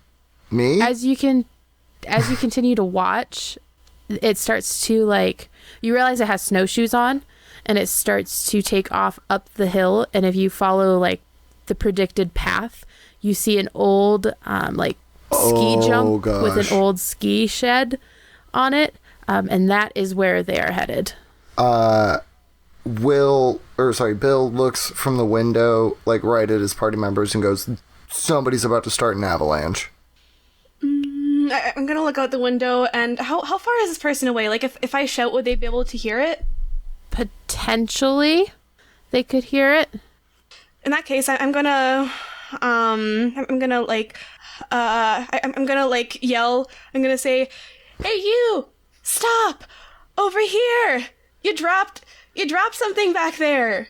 And I'm gonna try to get them to turn back and look back there, because I want to try to use an ability. Okay. What is the ability that you're trying to use? I'm gonna try to it's called Mental Dominion. But it only works on normal human. Like, when you gaze into a normal human's eyes and exert your will over them, roll plus charm. On a 10 plus, hold 3. On a 7 to 9, hold 1. You may spend your hold to give them an order. Regular people will follow your order, whatever it is. Hunters can choose whether they do it or not. If they do, they mark experience. And if it doesn't work, then I have Dark Negotiator. And I would try to use Manipulate Person. Okay, so roll to manipulate someone first to see if they turn around and stop. And depending on that roll, we'll see if you can trigger your ability. Oh my god. So I rolled a 6 out of 5, plus I have a +2 to charm, so that's a 13. Ooh. Jeez. Spicy juice. So on a 10 plus for manipulate person, then they'll do what you're wanting them to do, which in this case is stop, for whatever reason you gave them. So the person kind of stops, turns, and looks at you, and is trying, like, almost like they're confused and surprised that you can see them, and they're trying to figure out what to do. So while they're confused, you have a chance to trigger that ability if you would like. Yeah, so I take my sunglasses off so I can gaze directly at them. That's why I wear sunglasses, actually, because I use these powers when I don't have them. So I have to roll plus charm. Like, I'm gonna try to exert my will over them. So do I roll another plus charm? Okay. Oh my! Are you kidding me? Okay, I rolled another 5 out of 6. That's another 13. Okay, so you get hold 2, correct? Hold 3 on a 10 plus. Hold 3. So do you use them or do you let them go? Oh, I will use them. I will like say, come back here. Let's talk and give me that dynamite. Kind of. I'm gonna try to. That's what I want to try to do. But definitely first, yeah, come over here. Let's talk. I'm not gonna say the thing with dynamite. Never mind. Work on that. They start walking to the front of the lodge. I'm gonna look back at my party members and say, well, they're coming now, so I mean, I guess we can. Now's our chance to stop them. Bill writes mind control under Stella, and then like puts on his suit jacket. Like, all right, let's go. I give Bill a quick nod. It's like, yeah. He like very playfully like shields his eyes from Stella. Like, oh, don't you mind control me? Technically, it does work on hunters. Like, they can choose whether or not they do it, and you get experience if you do it. I can use that ability. I don't know if I would, though. Ooh, there's a very interesting cheese there, where if you were just like played like a coward, and you're always like, mind control me. Like, I won't do it myself. You gotta make me do it. And then That's funny. Just cheese that XP. But yeah, I mean, I'm gonna put on my boots and my coat and head on downstairs to meet that person. Likewise, same boots, coat, downstairs with skis. Holding skis, not with them on my feet just yet. Okay. As you guys head downstairs, the person is waiting kind of off to the side of the entryway, and you notice that in the lobby there seems to be an injured skier, and the old man that kind of piped up earlier is kind of bouncing around him. But you guys also see that figure, so do you just continue on to the figure? Yeah. Yes. Okay. And as you get over there, they're wearing their mask, and they're just kind of sitting there and waiting for you guys to say something. I'm gonna say, so buddy, what were you gonna do with that, with that what you have in your hand, like that dynamite? Also, give us that dynamite. The person kind of sighs and pulls off their hood, and underneath is Ruby Hemorrhage. Ruby? And with that, we're going to take our break. Today, we were joined by Stella. Whoa! Ruby is also like an arsonist / professional demolitioner or something. Ooh, looks like you got some crazy famous people here. Will and Bill. We both agree that Stella might have to slap a fool in the next scene. And Skirmish. Looks like the plot just thickened a bit. And, is she thick, by the way? Well, she's tall. Very hot. Yeah. Well, that could be thick still. All right. So as an aside, before we break officially, we do have a review. It is short but sweet. This is from Renee62, and it reads the following. The show is great! ! I love how well the players interact. New to D&D, and learning with you all has been a blast. 5 big stars. So, if you also like the show, review us, rate us, and then we will read your review on air, and the world will be able to hear your words from one of us. So thank you for listening, and keep doing that, and keep sharing with a friend or relative, loved one. You know, what better gift than the gift of an enjoyable podcast? Share it with your enemies. Yeah, just like, hey, I know we've had a beef, but this could be the bridge that brings us together. Is FPK, so you never know. So thank you, Renee62, and with that, I guess we'll see you after the break. Bye. Bye. We hope that you're enjoying this episode of the Fire Breathing Kittens podcast. This episode's shout out is from SyncMega40, who says, quote, "Big shout out to the best DM ever. Mike, you're the only DM we want to TPK with. From the Tulsa Drillers." End quote. Can you think of someone who might enjoy this podcast? Please share it with them. Is their birthday coming up? A special day? We can wish them a happy message on your behalf. You can arrange for us to read your shout out on air at firebreathingkittenspodcast.com through our partnership with the website Buy Me a Coffee. Do you enjoy reading books? You can find ebooks, paperbacks, and hardcover novels based on our adventures on Amazon.com. The authors do a great job of adapting the stories into fun novels. We also have official merchandise on Redbubble.com. Imagine owning a notebook with the Fire Breathing Kittens logo on the front, or a t-shirt with one of your favorite characters. Lastly, we don't pay to advertise our show, so the only way we can grow is if you tell someone about us. Is there an episode that would make that person smile? Tell them about it. Thank you. Welcome back to this Fire Breathing Kittens Monster of the Week episode. We are joined today by Stella. Hi. Welcome back. Just casually doing some mind control, Will and Bill. Hey, Bill here. Will's asleep right now, and I'm just hanging out, hunting monsters. Real cash. And Skirmish. Between puffs of my cigarette, I'm taking copious notes about what Bill is doing and what Stella's doing. Excellent. So, where we last left off, it was revealed to you that the figure with the plague mask and the golden robes is actually Ruby Hemorrhage. Da-da-da-da. Wow, wow. So I casually walk up to Ruby and I say, Ruby, what brings you here? Was it a giant slide as well? You could say that, darling, though I don't really tumble down a hill. I'm a little more graceful than that. So you saw us then? Yeah. Yes, I did. Okay. I blame Will. I mean, he kind of just stumbled and dragged us with him. I tried to Give be as us the graceful as I could. dynamite. You're doing a lot of talking and not a lot of handing over the explosives. Hey, we're building rapport. It's very important. No, it's important to get the dynamite. Agreed. What say you, Ruby? She kind of laughs and she says, "Oh, this old thing," and she kind of tosses it at Bill. Act under pressure to catch. Mm-hmm. What's that one based off? So act under pressure. Cool. I don't think plus cool. Oh, good. That's an 8. Excellent. So on a 7 to 9, the keeper is going to give you a worse outcome, a hard choice, or a price to pay.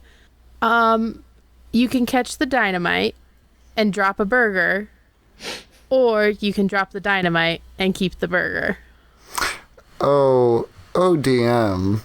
This would be a problem for Will, but this is Bill you're talking about. That burger is hitting the floor before, a second goes by. I catch the dynamite. Okay, you catch the dynamite. The burger kind of, from the jostling, falls to the ground, to the snow, where it kind of melts the snow because it's still warm for some reason. Oh, God, that would have been good. Will's going to be devastated. And as you're kind of looking at the dynamite, you realize there's no fuse. Fine by me. Can I inspect it further to see if it's real? Yes, you can. I will give you, since there is no fuse, you realize there's no way for this to be lit off. I mean, that's good. I still don't want it, catching fire or anything. It's still dynamite. Or is it? Yeah, and that's what I'd like to check. Should I roll, or...? Roll investigate a mystery, which is Okay. plus sharp, I believe. Not great. That is a 5. Well, it looks kind of real, but you know it can't be set off. Okay, he just stuffs it into his jacket pockets. So what's with the fancy get-up? I see you're, looking very plaguish. Oh, well, part of the game, I guess you could say. So it is a game. Stella just looks at the rest of the party, just I was right. I nod. Yes, you were right. I mean, you weren't supposed to catch me, which, To be fair, I could have done a better job sneaking. But, like, I wasn't going to kill anybody. So, bye? Well, hold on. Where are you going now? To... And she grabs a bunch of snow and throws it in your guys' faces. Oh. And starts running. But it's not like real running. It's like glomp running. Because, again, she has snowshoes on. I would like to attack... Oh, is she running uphill or downhill? Away from you, so like sideways on the hill. So what you can do is you can either act under pressure to stop her, or you can roll to kick some ass. I would like to act under pressure. And I have my skis with me still. I brought them.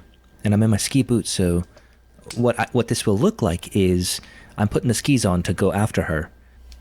But let's see if that works out. Okay. It's a 9 plus cool 3... 12. Okay, we will get back to that in just a second. Hey, Bill, make sure you're marking experience. So if you roll a 6 or under, mark experience. Don't forget that. Cool. This is important for leveling up later if we ever run Monster of the Week again. So with your high roll for act under pressure, you do what you set out to do. And since it was so high, you do it like so smooth and so cool where you're just like hopping into the skis, they both click in, and you push off, and you're right on her tail. Perfect. I'm pursuing her and asking her to stop. Excuse me, we would like to leave this place, or can you help us progress in this game that you refer to?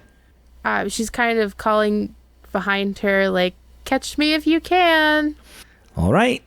I start pounding forward on the skis. Excellent. Do the other two follow?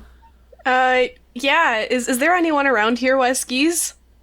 There are some, like, in the ski racks, I guess is what they're called, at the front of the lodge, like, where you can ski in and put your skis in.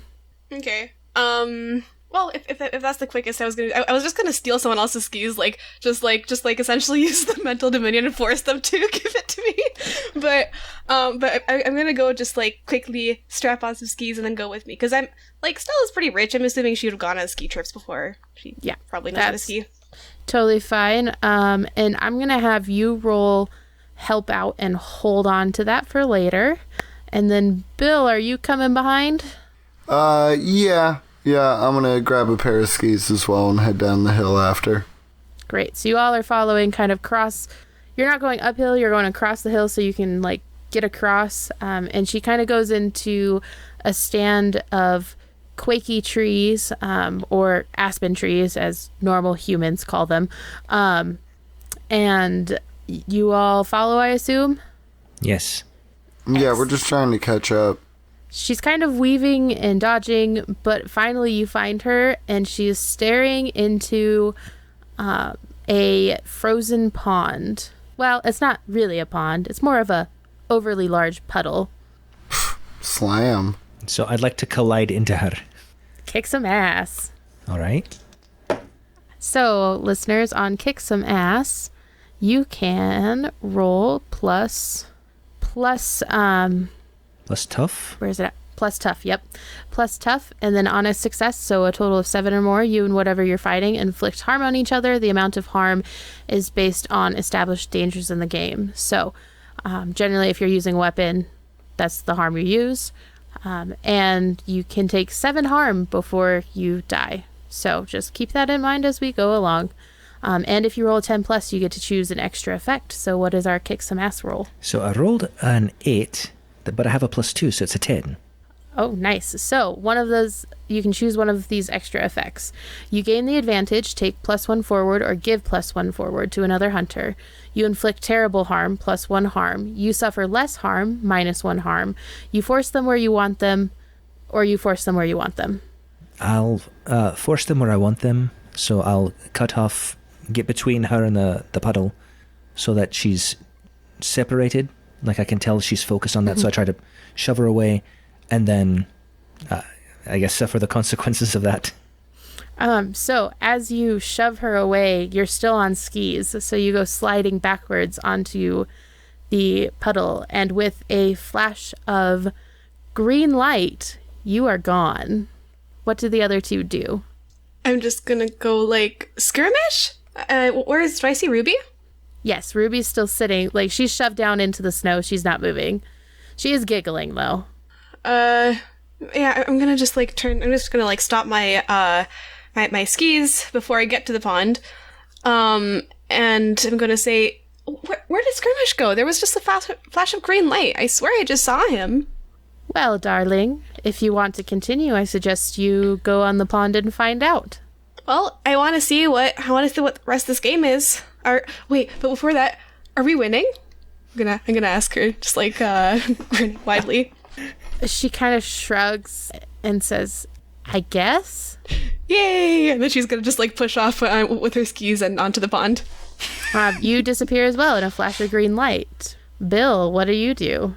Well, I mean, I guess after seeing all that, green lighted up. Okay, you slide out and disappear, leaving Ruby behind. And you guys all come to on a bed of soft grass in the middle of a very dark forest. There is mist kind of weaving its way between the trees, and there is a path off to your left, or you are just surrounded by a bunch of tall pines. Not the same as the ones that you saw coming to Hell's Casino. I would like to remove my ski outfit and me too. Get dressed back into my my tailored suit that I'm wearing underneath. Fair enough. Does everybody get out of their ski gear? It is like, it's not cold, it's not hot, it's just pleasant. Oh, yeah, that's perfect. Yeah, I get out of my ski gear too. And I'll put my stilettos back on. I got to rest for a while in the room. And what I'll do is I'll just literally drop the the ski gear on the ground, just like, I don't feel like carrying this. Someone else can have it. Whoever finds it in the middle of nowhere here. So she just leaves it behind. Yeah, next person who takes the magic portal can use that. So is there anything unusual about what's around us, the trees or where the sun's coming from or anything like that? Or is it just a regular meadow or in a forest? The trees are really, really old and really, really big. So since you guys mentioned California, you do get the vibe, Skirmish, that you potentially could be in the redwood forest. Okay. Hey guys, these trees are humongous, and that only seems to happen where I've seen in the California Redwood National Forest. I think that's where we're at, and the temperature's about right, Northern California and whatnot. Does anybody know where to go?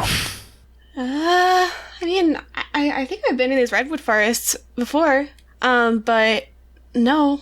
I mean, there's a path there. Maybe the path? Yeah. All right, sounds good. Let's take the path then. All right, let's hit that path. Okay. As you guys walk down the path, the mist seems to be growing bigger and deeper and a little bit darker, like you're going to the middle of the forest instead of the outskirts. And after about 20-ish minutes of walking, you guys come upon a falling apart house, a manor, really. It's several stories tall.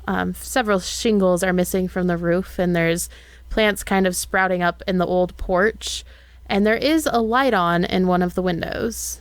And a sign proudly proclaims, "Haunted. Do not enter."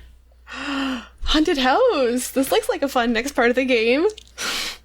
I do like a haunted house. My head's on a swivel. I have been to a haunted house, and I did not like it. So I'm very cautious.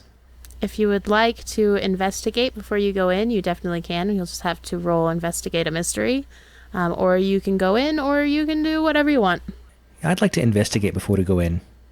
So Okay, go ahead and roll plus sharp. 6. I rolled a 7. Okay, on a 7 to 9, hold 1. So your questions are, what happened here? What sort of creature is it? What can it do? What can hurt it? Where did it go? What was it going to do? What is being concealed here? I'd ask what happened here. So as you kind of inch closer and your head is kind of going everywhere and you're taking everything in, you notice some super large hoof prints. and they're in sets of 2, and they're bigger than any cow or elk or any creature you would have seen normally in the redwood forest. You also notice, kind of higher up on the trees, it looks like a horn or two may have scraped across them, and you kind of notice it like matches up with the hoof prints, so it gives you a general height of about 9 feet tall. And there's some like destruction on the house that isn't normal, like returning to the forest destruction. Hey guys, we had a bit of training before we were deployed, and this looks like the giant minotaur may have been in this area, so be on your guard. Ooh, minotaur? Maybe. I pull out my big knife. And I pull out my gun. Whoa! I put my hands up. I have a concealed shotgun in my coat, so I take that out. She kind of just like waves it at Bill playfully. It's just like, all your valuables now. Just kidding. Bill like nervously looks as he's the only one without a gun and is like holds his big knife a little bit lower. Well, you know what they say, don't bring a knife to a gunfight. I do have... He mumbles. I also have Should've a got big bigger knife. And I hand my big knife to Bill, so now he has 2 big knives. I feel... to quote The Simpsons, gotta say, this feels pretty great. He's just holding 2 big knives. Skirmish, what does the horn of your van sound like? It's in the key of F, and it's very loud. I would say, hold on. Ha! Like that. Okay. You vaguely hear that echoing from behind the house and like through the forest a little bit. Hey. And you know it's your car because it's, your van, your work van. Oh, yeah. Hey, guys, somebody has taken my van here. So let's go get the van. There's lots of good stuff in there. Ooh, Yeah. I like playing Grand Theft Auto. No. It's my van. You're not stealing my van. We're taking my van. We're stealing it back and then giving it to you. But if I don't give it back and I take it first, Okay. then I am stealing it. Well, you guys check out the house. I'll go check out the van. No, I want this no, van. yeah, It's not your yeah, van. we'll It's let you. it's not even my van. It's the company's van. Well, if I get there first, it's my van. I want this van whose horn sounds exactly like a man saying the word honk. It's to blend in, to throw the any monsters off. I once had a Volvo that when you would hit the horn, it would say, "Hey, I'm walking here." Which did make sense because it was a car. I love that. That's true. Fell off a bridge. Well, I roll my eyes and I say, okay, let's go. Let's go look for the van. I as run you- a little bit faster. As you guys round the corner of the house, you notice that there's a surprisingly not quite falling apart road that you follow, I'm assuming, because you're following the sound of the van. Yes. Honk. No, more like, And you follow it, and you follow that for about an hour, so it's starting to get a little bit dark now. And you find yourself in a small, tiny, what looks to be like a touristy type town. So you've got a couple gift shops popped up, an old kind of mom and pop-esque diner that, isn't any kind of chain, but it's been there for a while. And then like the single pump gas station where the prices are like $10 above what they would be in like a normal town around the area. And sitting in front of the diner is your van. that's my van. Thief. I That's his run van. faster. I get to the door handle first like I called shotgun. I then show him my shotgun and say, hey, back away, please. Well, that's not cool. And he backs up. I'm glad you with didn't his wield hands those in the 2 air. big knives. Well, let's just see. I'm holding. You're good. Let's just see if I'm going to check to see if anything has changed in my van. And then we need to find out who took this van. So how are you climbing in? Are you walking all the way around, or are you just pulling open the door and hopping in? First I'm taking a peek in the window, like in the driver's side window, making sure the cab is okay. And then I'll check the back because I got to enter through the back for that one. So examine the... I'm very... Go ahead. Do you have the keys, or did you valet? I have the keys, yes. I never valet this van. Well, I respect that. How did they must have hotwired your car then? Maybe. Well, we'll check that out in a bit. Let's find out if there's anything wrong with it. So as you open the back, I'm going to need you to act under pressure, which is plus cool. Okay. Got a 9 plus 3, 12. As you open the door, a knife comes flying at you. But with your 12, you catch it. And you have it right next to your head. And sitting in the van is someone you haven't seen in a while. You might have thought he was dead at some point. But it's a fellow employee, I could say, from your company, named Gary. Gary, what in the hell are you doing? Well, I could say the same to you, considering I found your van in the middle of my case. Oh, and where was that? Here in front of the diner, but where have you been? Oh, I've not been here. I was actually in a casino very far away from here, I assume. So I'm not sure how this van got here, but we're going to find out. What case are you tracking? Reports of a Minotaur. Not super sure how real it is, because, the locals, and he kind of points to the gift shop, and you see a bunch of Minotaur merch, like, I met the Minotaur and I survived. And there's little Minotaur horns, and there's a kid's sandals that have Minotaur hoof prints on the bottom so they can walk with them. And then there's a bumper sticker that says honk for the dent from the Minotaur. And he just kind of points at it see? Yeah, those sandals actually look pretty cool. I might grab those in a bit. But we did actually see evidence of what seemed to be a giant Minotaur. I would estimate 9 to 10 feet tall, about an hour back at an old manor that looks like it was falling apart. So there probably is something in these woods. Old manor? There's no old manors around here. I checked everything. It's a national forest, my man. Yeah, there's a haunted house or something. Yeah, I think someone made a haunted house attraction. We were about to go to it, but then, we heard the honking sound. You see? They wouldn't lie. Yeah, I figured if I hit the horn enough times, you'd show up. Well, congratulations. Is that why you threw a knife at me? Well, can't be too careful. That's true. I would have done the same to you, Gary. All right, well... this van, everybody hop in, and unless you'd like to do some shopping first, we've had quite a day already. But we can take you to the manor right now. I would vote manor. However, I am not the only person in this group. Yeah, it's not going anywhere. It's a building. Bill, Stella, do you want to get anything from the shops? Those sandals. Yeah, maybe a Snickers. But no, I think I'm good equipment-wise from anything I could get from any of these shops. So let's go find us a Minotaur. All right. Well, Snickers, sandals. We'll do that run real quick, and then sunglasses for the rule of 3. Of course, you gotta have 3 things, and then hey, sunglasses twins. Yeah.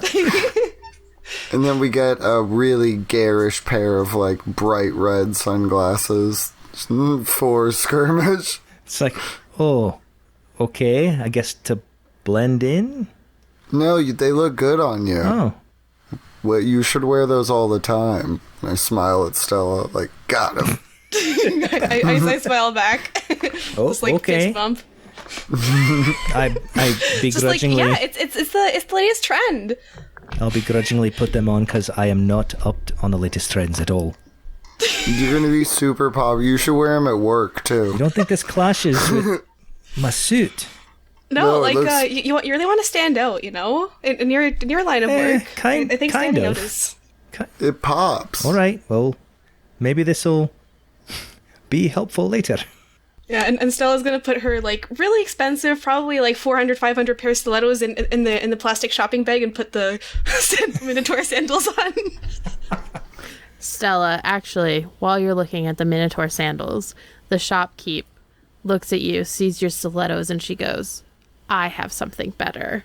And she pulls out from the back and it takes her a little bit to find them. So you have a feeling that this is something that she bought and then couldn't sell, and then is like, yes, I can sell this to her. A box of bright gold stilettos with the same print underneath. Oh, that is... Okay, yeah, without even asking for how much they cost, she'll just I'll take them. I'll take them and the sandals. The reason she bought sandals was so she wouldn't have to run in stilettos in the forest, but she's just okay. Excellent. Eventually we're going to have to go through Stella's shoe closet. Just be like, what kind of weird shoes did you pick up today?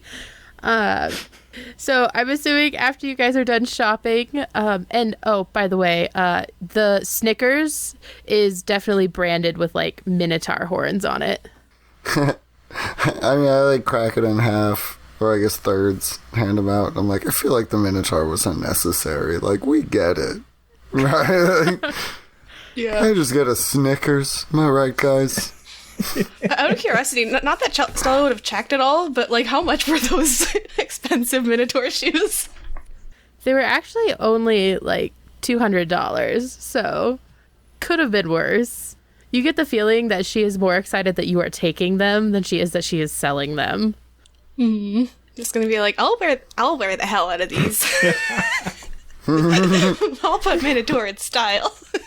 Such a delicate print. It's a tiny Minotaur. Yeah, I accept the Snickers. Because it's from Okay, then I'm Will? assuming... Bill? Yeah. I guess we're back in the van then, with my fashionable red sunglasses. Super cool. Do you want to call your agency again? Because we still need to get back to the actual... That's true. All right, let me hop in the back and dial them up. So I get in the back, contact them, indicate the status update as far as we're not in Antarctica anymore. We seem to be in California, and the status of what has happened so far, and that we have the van and the equipment, so no backup necessarily needed. But there's indication that a Minotaur may be loose, so we're gearing up for that. As you're saying that to the girl on the other end of the line, she's like, oh, good. We were worried that our instruments were broken. So you're with Gary then?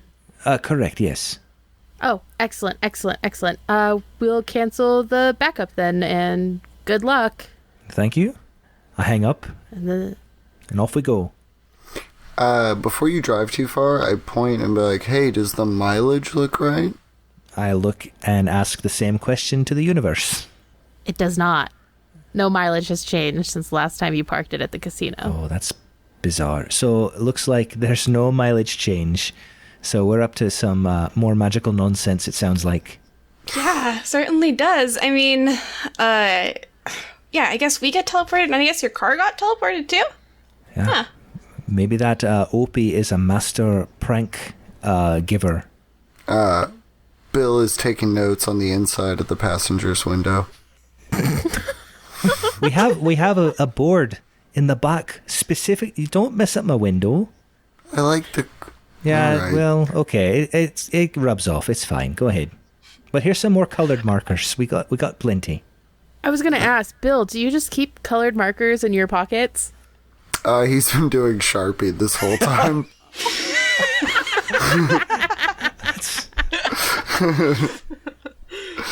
There's a mirror in Antarctica with all of this information. The next person to check in is like, what's going on here? So as you guys are driving down, it of course does not take you an hour, and in fact only takes you 20-ish minutes. And you pull up to the house, and Gary is really surprised. He's like, I definitely drove by here and there wasn't a house. Did you guys check it? No, it said haunted. And then I tapped the window where I wrote magical nonsense. It did specifically say to keep out, so, we kept out. But now it's time to check it out. So I cross out keep and write check it. And so now it's like, hey, we got to follow the sign. Just gotta follow the sign. The Sharpie is so important in any investigation.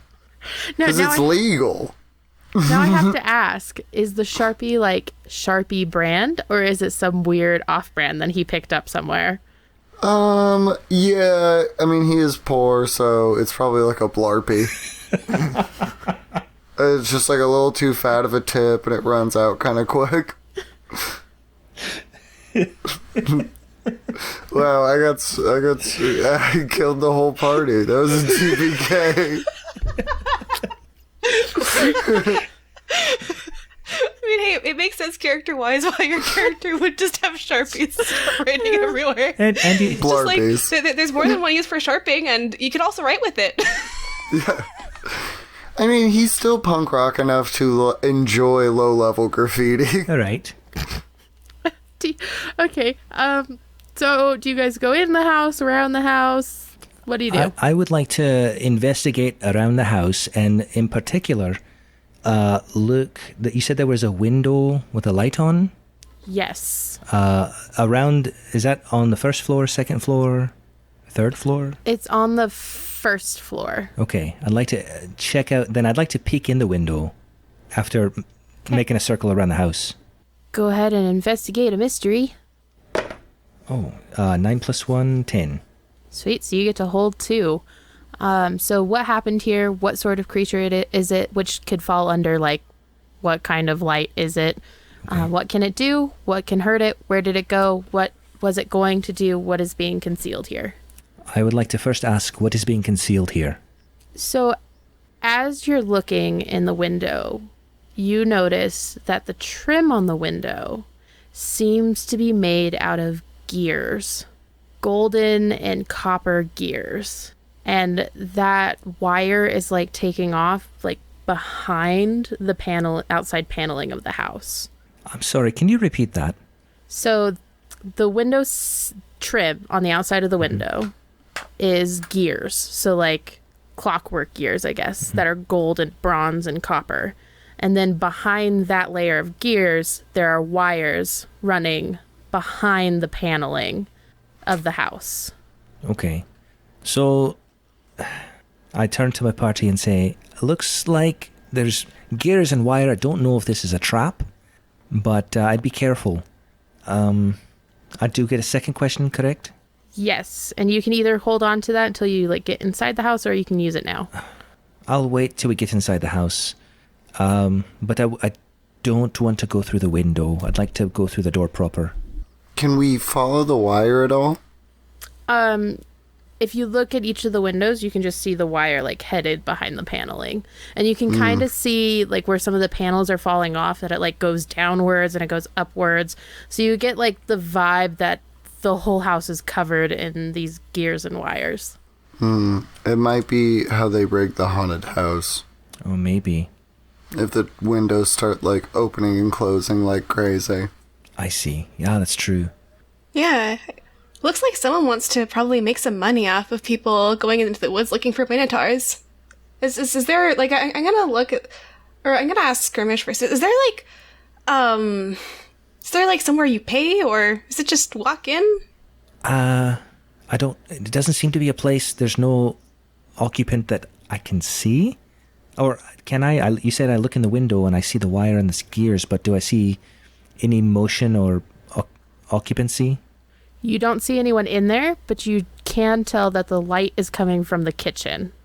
I pass that information to my team and say, hey, looks like the light's coming from the kitchen. Let's see who's here. Yeah. And I'd like to go carefully through the front door. You open the door slowly and nothing happens.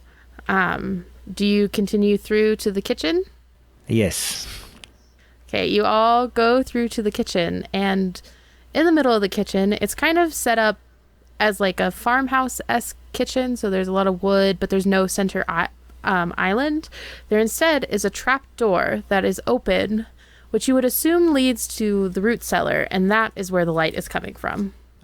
Who wants to go first? Hey, Gary, why don't you check out that light for us?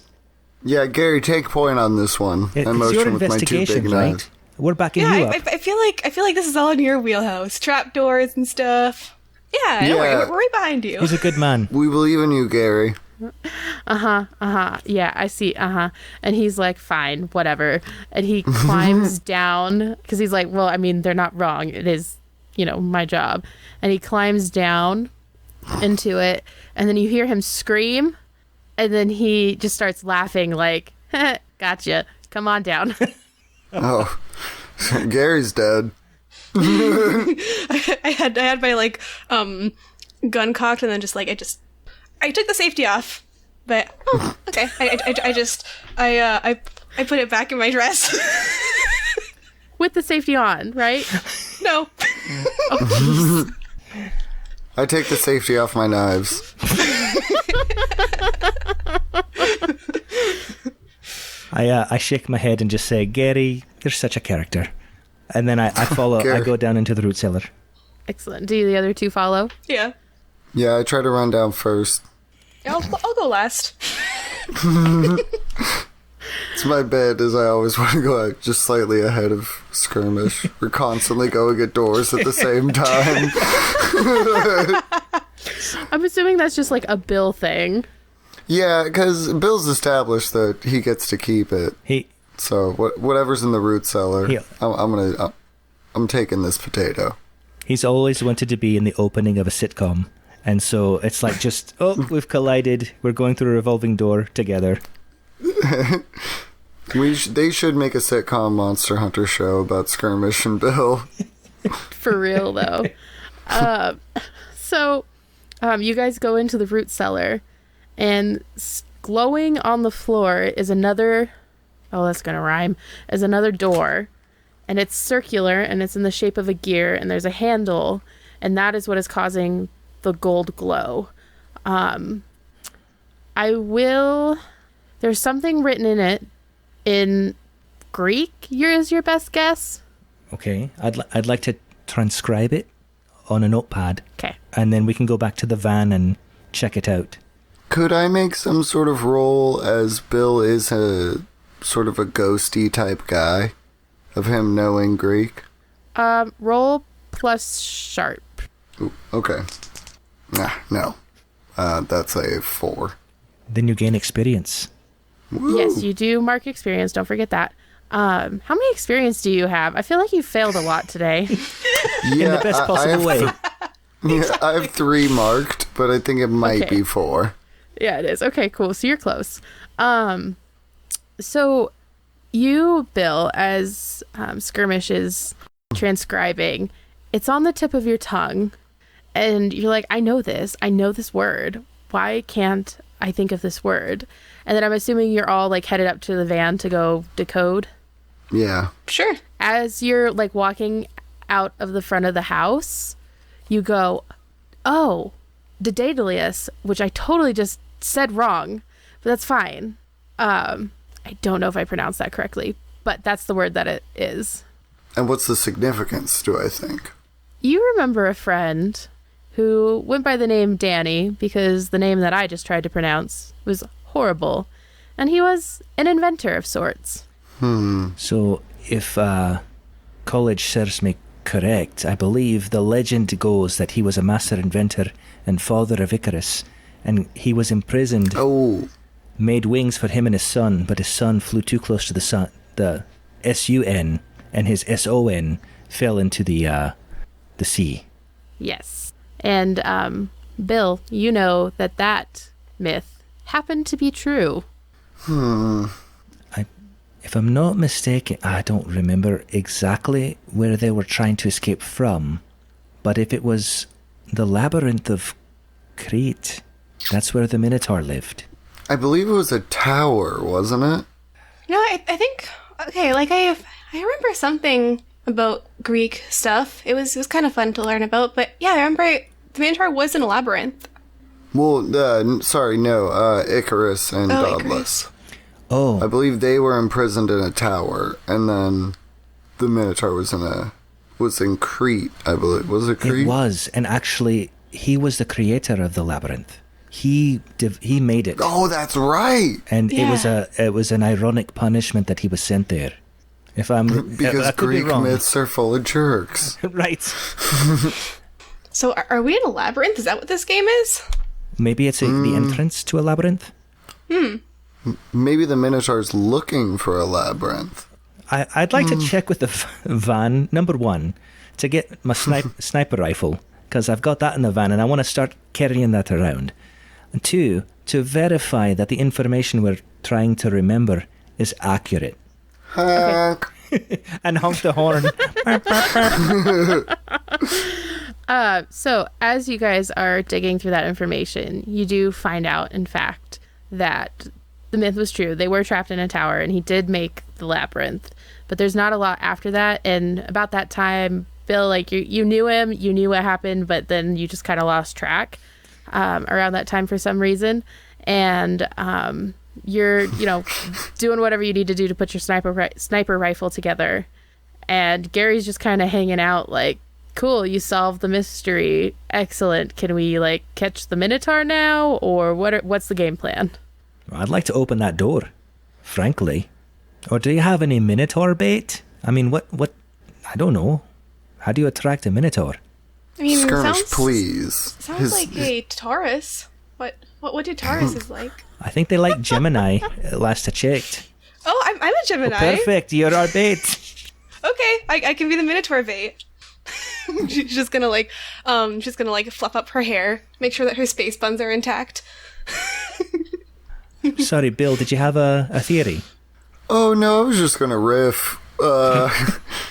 She's probably gonna, die, though, No. right? What I'll do is I'll set up my rifle, and I'll shoot at the Minotaur, and not Stella. So that's the plan. Gary, get some gear and help me out. And you've got 2 knives. Would you like my shotgun?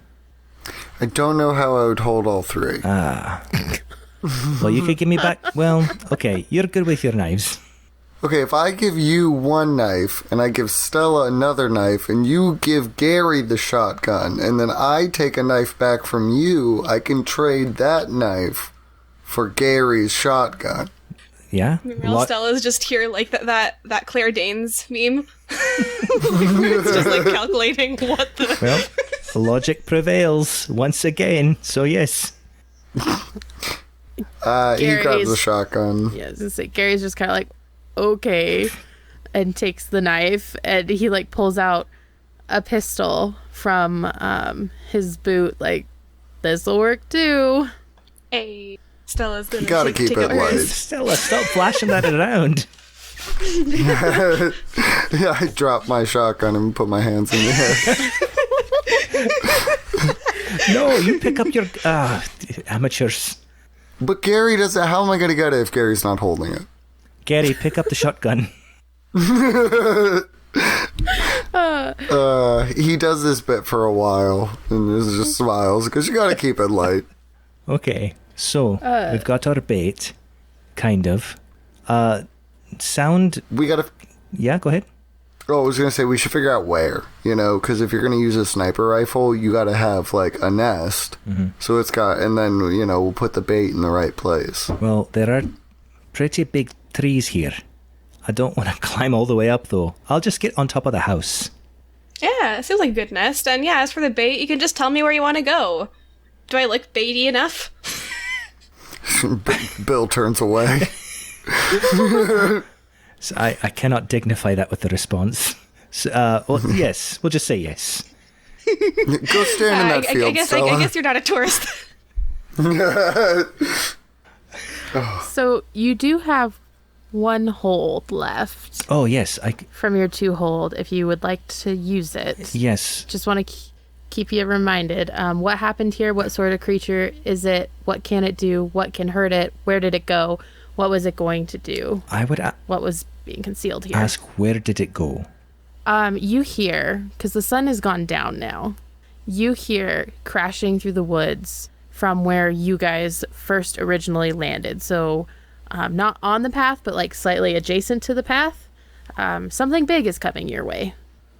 Places, everyone. Last looks, places. All right, if you'd like to drive the van, Bill, might cause a distraction or you could run into it, I don't know.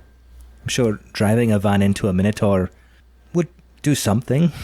He, like, goes, like, wide-eyed and, like, extends an arm out, like, puts it on Skirmish's shoulder and, like, looks at him deeply and goes, "But Skirmish, your van." Well, it's not my van. It's the company's van. It'll be fine.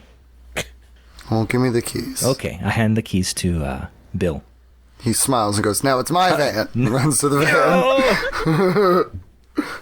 Undone by my hubris.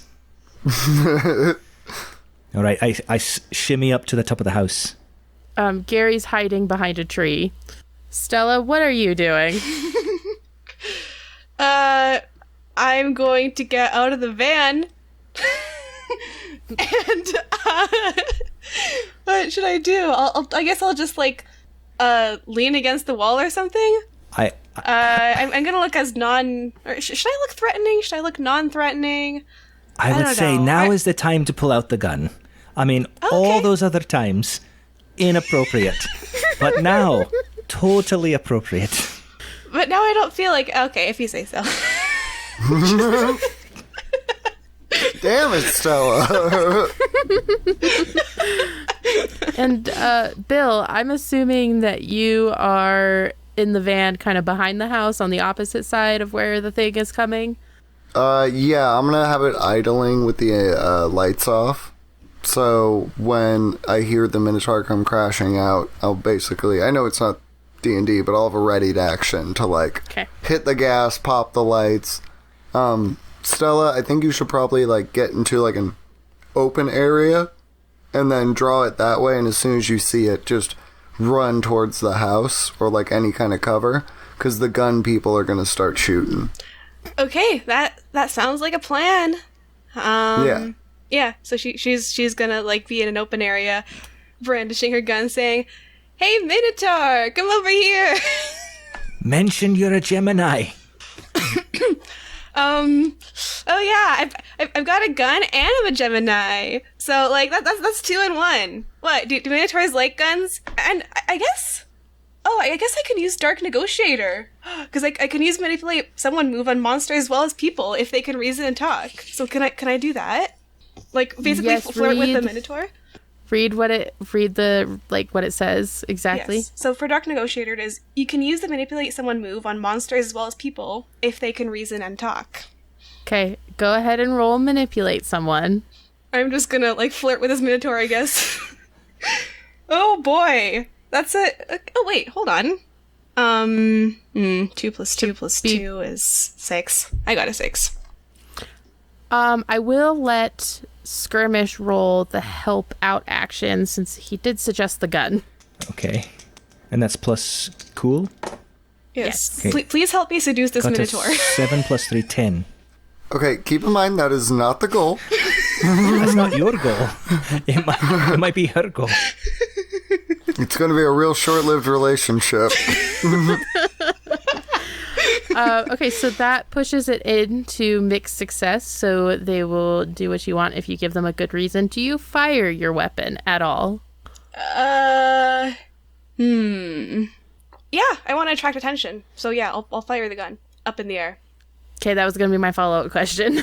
Does Stella have enough knowledge to put it in the air? Yeah, she's used it before. She just likes pulling it out on people as kind of just like here. Fair enough. So the booming like hoof beats grow faster, and you all of a sudden bursting from the trees is a 9 to 10 foot tall Minotaur, and he is running full steam ahead at you, Stella, and it's not in a flirty, lovey way. I mean, do you speak Minotaur? I don't think I do. I'm going to just like, I'm just gonna try to take cover, I guess. I'm gonna try to like do the thing where I like wave I'm gonna use the plastic bag I guess I got with my shoes in it as like a kind of like a bull flag. I'm gonna try to wave the glasses. Go ahead and act under pressure. Oh boy, this could be really bad. Oh, yes it is, because I rolled another 4.5 plus 0, so that's a You 4. do have luck points, don't forget about that. Oh, yes. What do those do?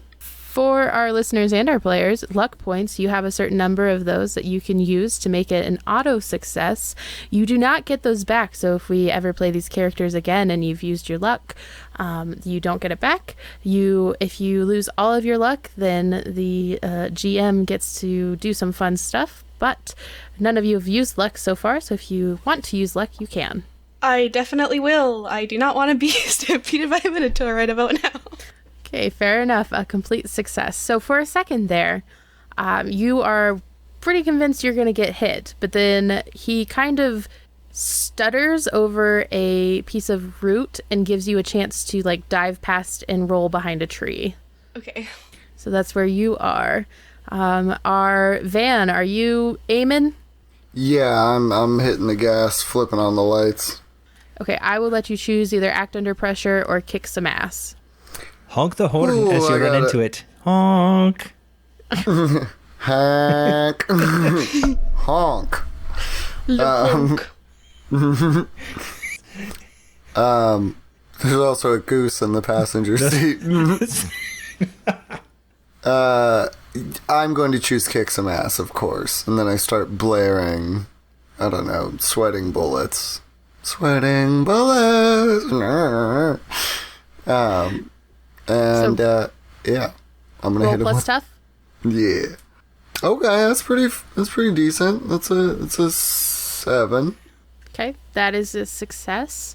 And since it's a 7, you don't get an extra effect. So I will say that running into the Minotaur with a large van will be 2 harm to them. And you hit it, but he is also 10 feet tall. So when he hits it, he brings his fist down to the top of the van and dents it. And your van, you have a feeling that the van could maybe take one more hit like that before it starts breaking. I would like to shout as I notice him pounding my van, say, "That's my van!" And then I take a shot with my rifle. Excellent. Roll to kick some ass. I scream, "No, it's not!" So I got to 6 plus 2, 8. 8. So you hit it, and it'll take another... what's the It harm says rating on your 4 gun? harm. Okay. It's very surprised when it gets hit, and it starts blindly raging towards the house. And you have a feeling that when he hits the house, you potentially could go falling. I will give you an act under pressure roll to get off quickly. I will do that. That's an 8 plus 3. 11. Okay, you react perfectly in time. You roll off the roof, you shimmy down the side, just as he blindly smacks into the front of the house and collapses the front wall. However, as he does that, you see some glowing wires and gears start to fly out and wrap around him and start to entangle on his limbs. What do you all do next? Bill's got his move. I can go. Okay. He's going to take one of his big knives and try to jam up the gas pedal, pop it in cruise control, and point it at the now entangled Minotaur. And get the shotgun, and then as it's going in, take a shot, and then jump out of the car. Act under pressure for the jamming the car and setting the car off. And then if you successfully pull that off, I will let you kick some ass. Ooh, 7. So on a 7, I'm going to give you a hard choice or a worse outcome. So you can either jump out of the van, lose the shotgun and lose the ability to shoot at him for this round. I guess there's not really rounds in Monsters of the Week. Or the van goes off course and is headed for Stella. I'll lose the shotgun. Okay, as you jump out of the van, you lose the shotgun and it rolls under a bush. So you still know where it is. You can get to it. You just are not going to be able to fire off a shot quickly. The van smacks into the Minotaur again, and he's looking real rough because he is now pinned kind of to what remains of the house, and he is getting entangled further within those wires. Yeah, and keep in mind the gas pedal's still going, so this thing's... Yes. Yeah, he's in a real bad spot. I would like... Stella and Skirmish, what do you guys want to do? So I'd like to... I would like to use magic Ooh, to okay. enchant my gun. Like, to enchant a weapon. It gets +1 harm and plus magic. Okay. So you're wanting to do the enchanted weapon? Okay. Yeah. Go ahead and roll. Okay, that's for weird. Oh my god, why do I keep on rolling like 4s and 11? I don't get it. It's one of those 2 numbers these days. Okay, so then that would be a 14, because I have a +3. Weird.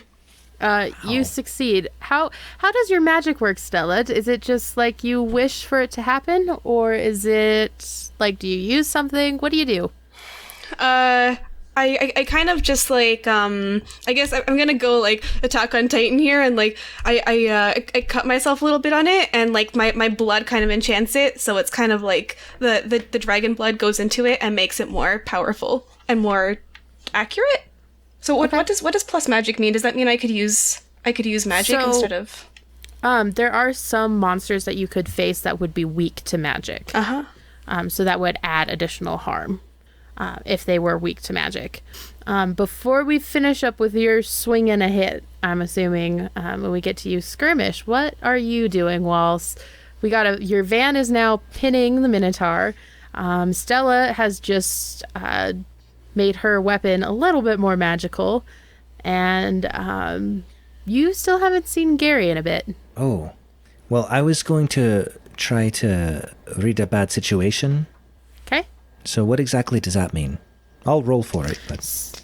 Yep. So on read a bad situation, you roll plus sharp, and on a 10 plus, hold 3, 7 to 9, hold 1. Okay. So you get to ask me questions. What's my best way in? What's my best way out? Are there any dangers you haven't noticed? What's the biggest threat? What's most vulnerable to me? What's the best way to protect the victims? And then if you use those answers, so say, for example, you were fighting a water monster, and I'm like, yes, use fire, and you go and light a torch, you get +1 ongoing. So to any roll that you make while the information is relevant, you get to add +1 to it. Okay, so I rolled a 4, but I get to use my cool instead of my sharp. So that's +3, I got 7. So I get 1 hold. Can you repeat the questions? Sorry. Yes. What's my best way in? What's my best way out? And I will say, like, what's my best way in, you can definitely spin that is, and what's my best way in to, like, hurt the thing. Yeah. Are there any dangers we haven't noticed? What's the biggest threat? What's most vulnerable to me? What's the best way to protect the victims? I'd say what's the best way to hurt him? Best way in, I guess. You notice while he is pinned down by the van that there seems to be a keyhole in the back of his lower back. And you've seen some similar things before, but not quite the same. But you, from your just kind of observing, could guess that either you need to find a key or destroy the keyhole. Okay. I shout that to my friends. There's a keyhole in his back. A keyhole. Keyhole? Yes. A keyhole. Thanks for specifying, Skirmish. I wanted to make sure my message didn't get messed up. So find a key or something. Maybe we break the keyhole. Maybe he's a robot. Who knows? The keyhole? Not any other kind of hole. A key hole. For keys. Right, like you open doors with, not like a piano key. That's a minotaur. What? Yeah, I mean... Hold on, I'm coming to check out this keyhole. Keyhole. So Stella, would you like to roll to kick some ass to shoot the keyhole? Yes, I would like to shoot the keyhole. The keyhole? So I roll plus tough? Yeah, plus, unless you have something, do you have something weird that has to go? Does she get a +1 if she's acting on my information? Yes. Okay. Oh, okay, that helps. Where did it go? I had it open just now.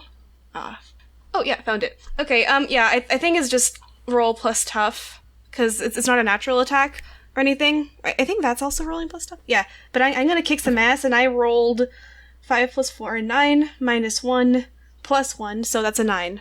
Oh, cool. So you do succeed. You just get some harm on yourself. So you aim, and with your magic, how much damage is it? So, the gun is a 9mm, so it's 2 harm close. So I added plus 1 harm, so it's 3 harm. So should I shoot it with a magic pistol? I'm dude with my blood. Yes. So you stand up, you point, you aim as he's kind of rolling around trying to get out from under the van and out from the wires.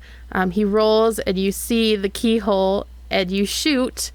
And however, when you shoot, you're not ready for any kind of recoil, and it comes back and smacks you in the forehead. So I'm just going to give you 1 harm for that one. But you do manage to hit the keyhole, and the Minotaur sparks, seizes, and stops moving. Oh. She kind of just like, kind of says, oh, looks like a robot, but then just goes and like, just like goes and leans against the door wall, because she just got hit in the forehead with a pistol recoil. That hurt. The van is still running. Someone might want to take care of that. I will come around and investigate and take the knife out of the gas. Okay. Just didn't want you guys to forget about it. So as you guys are stopping the van and kind of investigating the Minotaur, you hear some slow clapping from behind you. Do you turn around to look at the slow claps? I would. Can I look in the mirror of the van? Yes. Yes, I would like to stay in the van, but look that way. It's Gary. Thank you, Gary. Appreciate it. And his voice has changed, and it's a little bit deeper, and he goes, congratulations on defeating the monster of the labyrinth.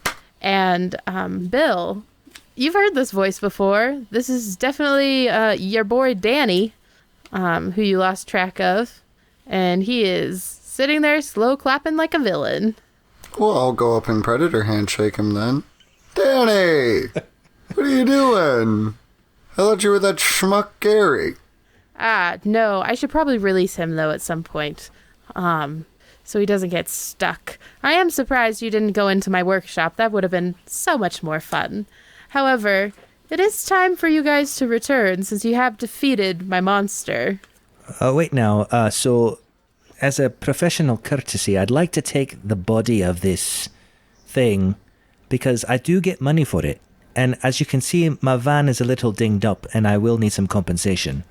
Oh, of course. And he walks over to the corpse of the Minotaur and, like, presses a button on the shoulder, and it, like, transformer folds up into a box, and a little bow pops off, and it's made of the same wires. And he's like, will this work?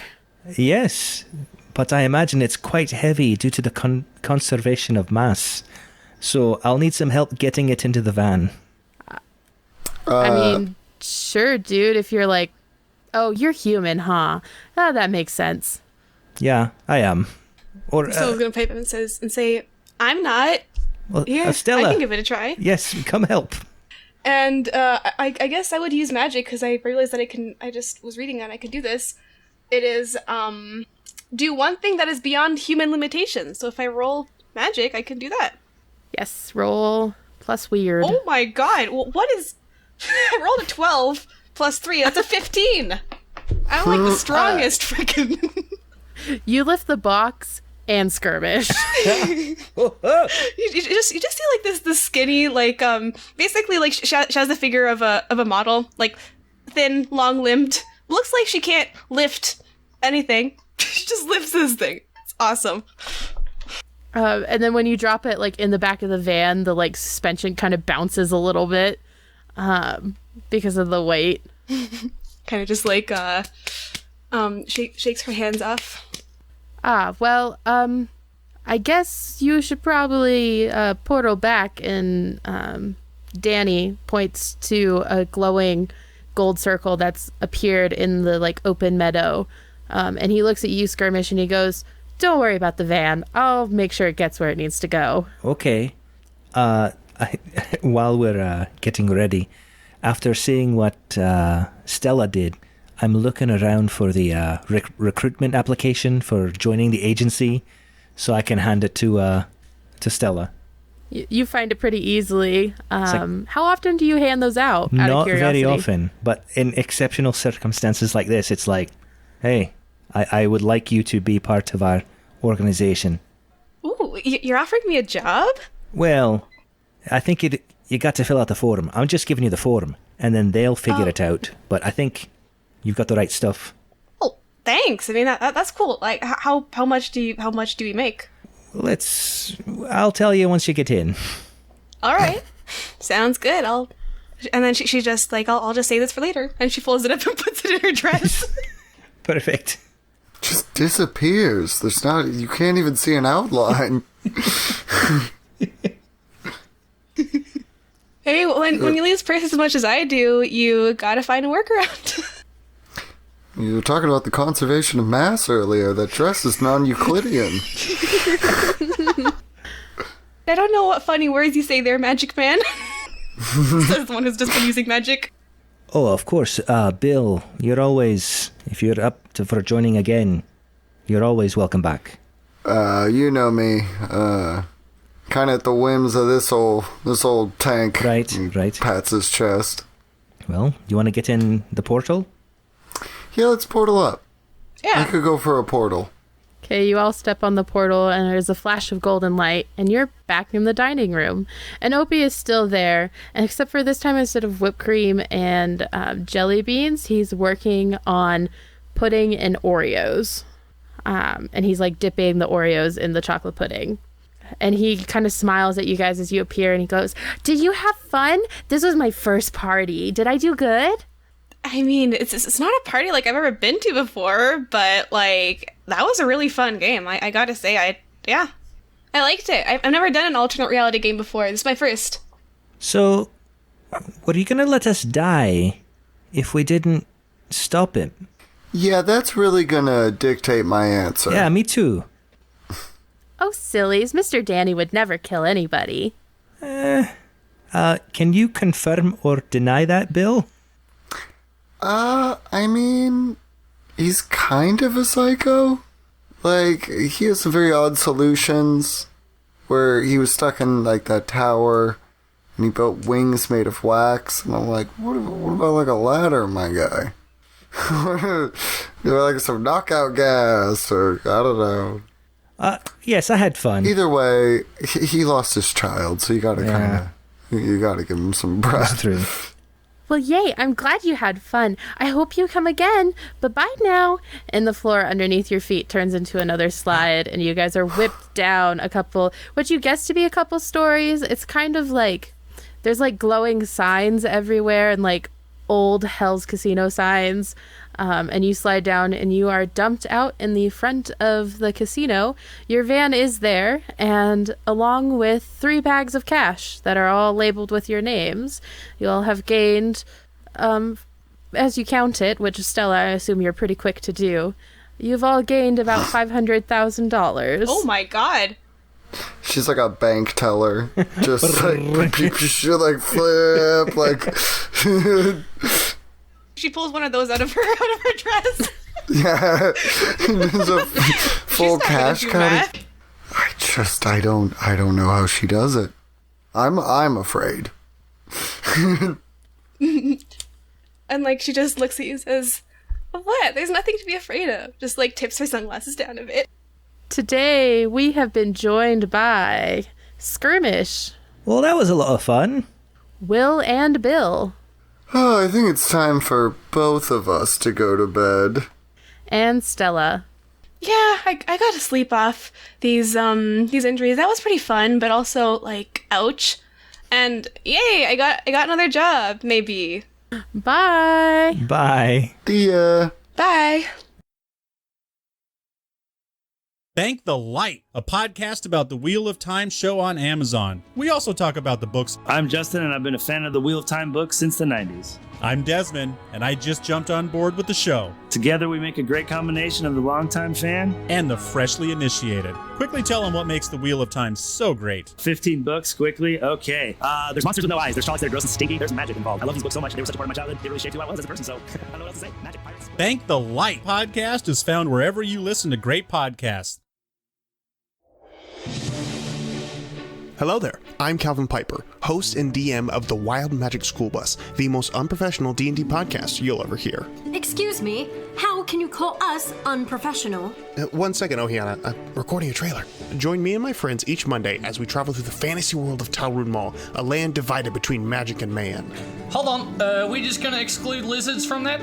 And robotic sidekicks that were once lizards? Oddly specific, but sure, we can include them. So come along for the ride on Apple, Spotify, or wherever you get your shows, and listen to D&D the way it was meant to be endured.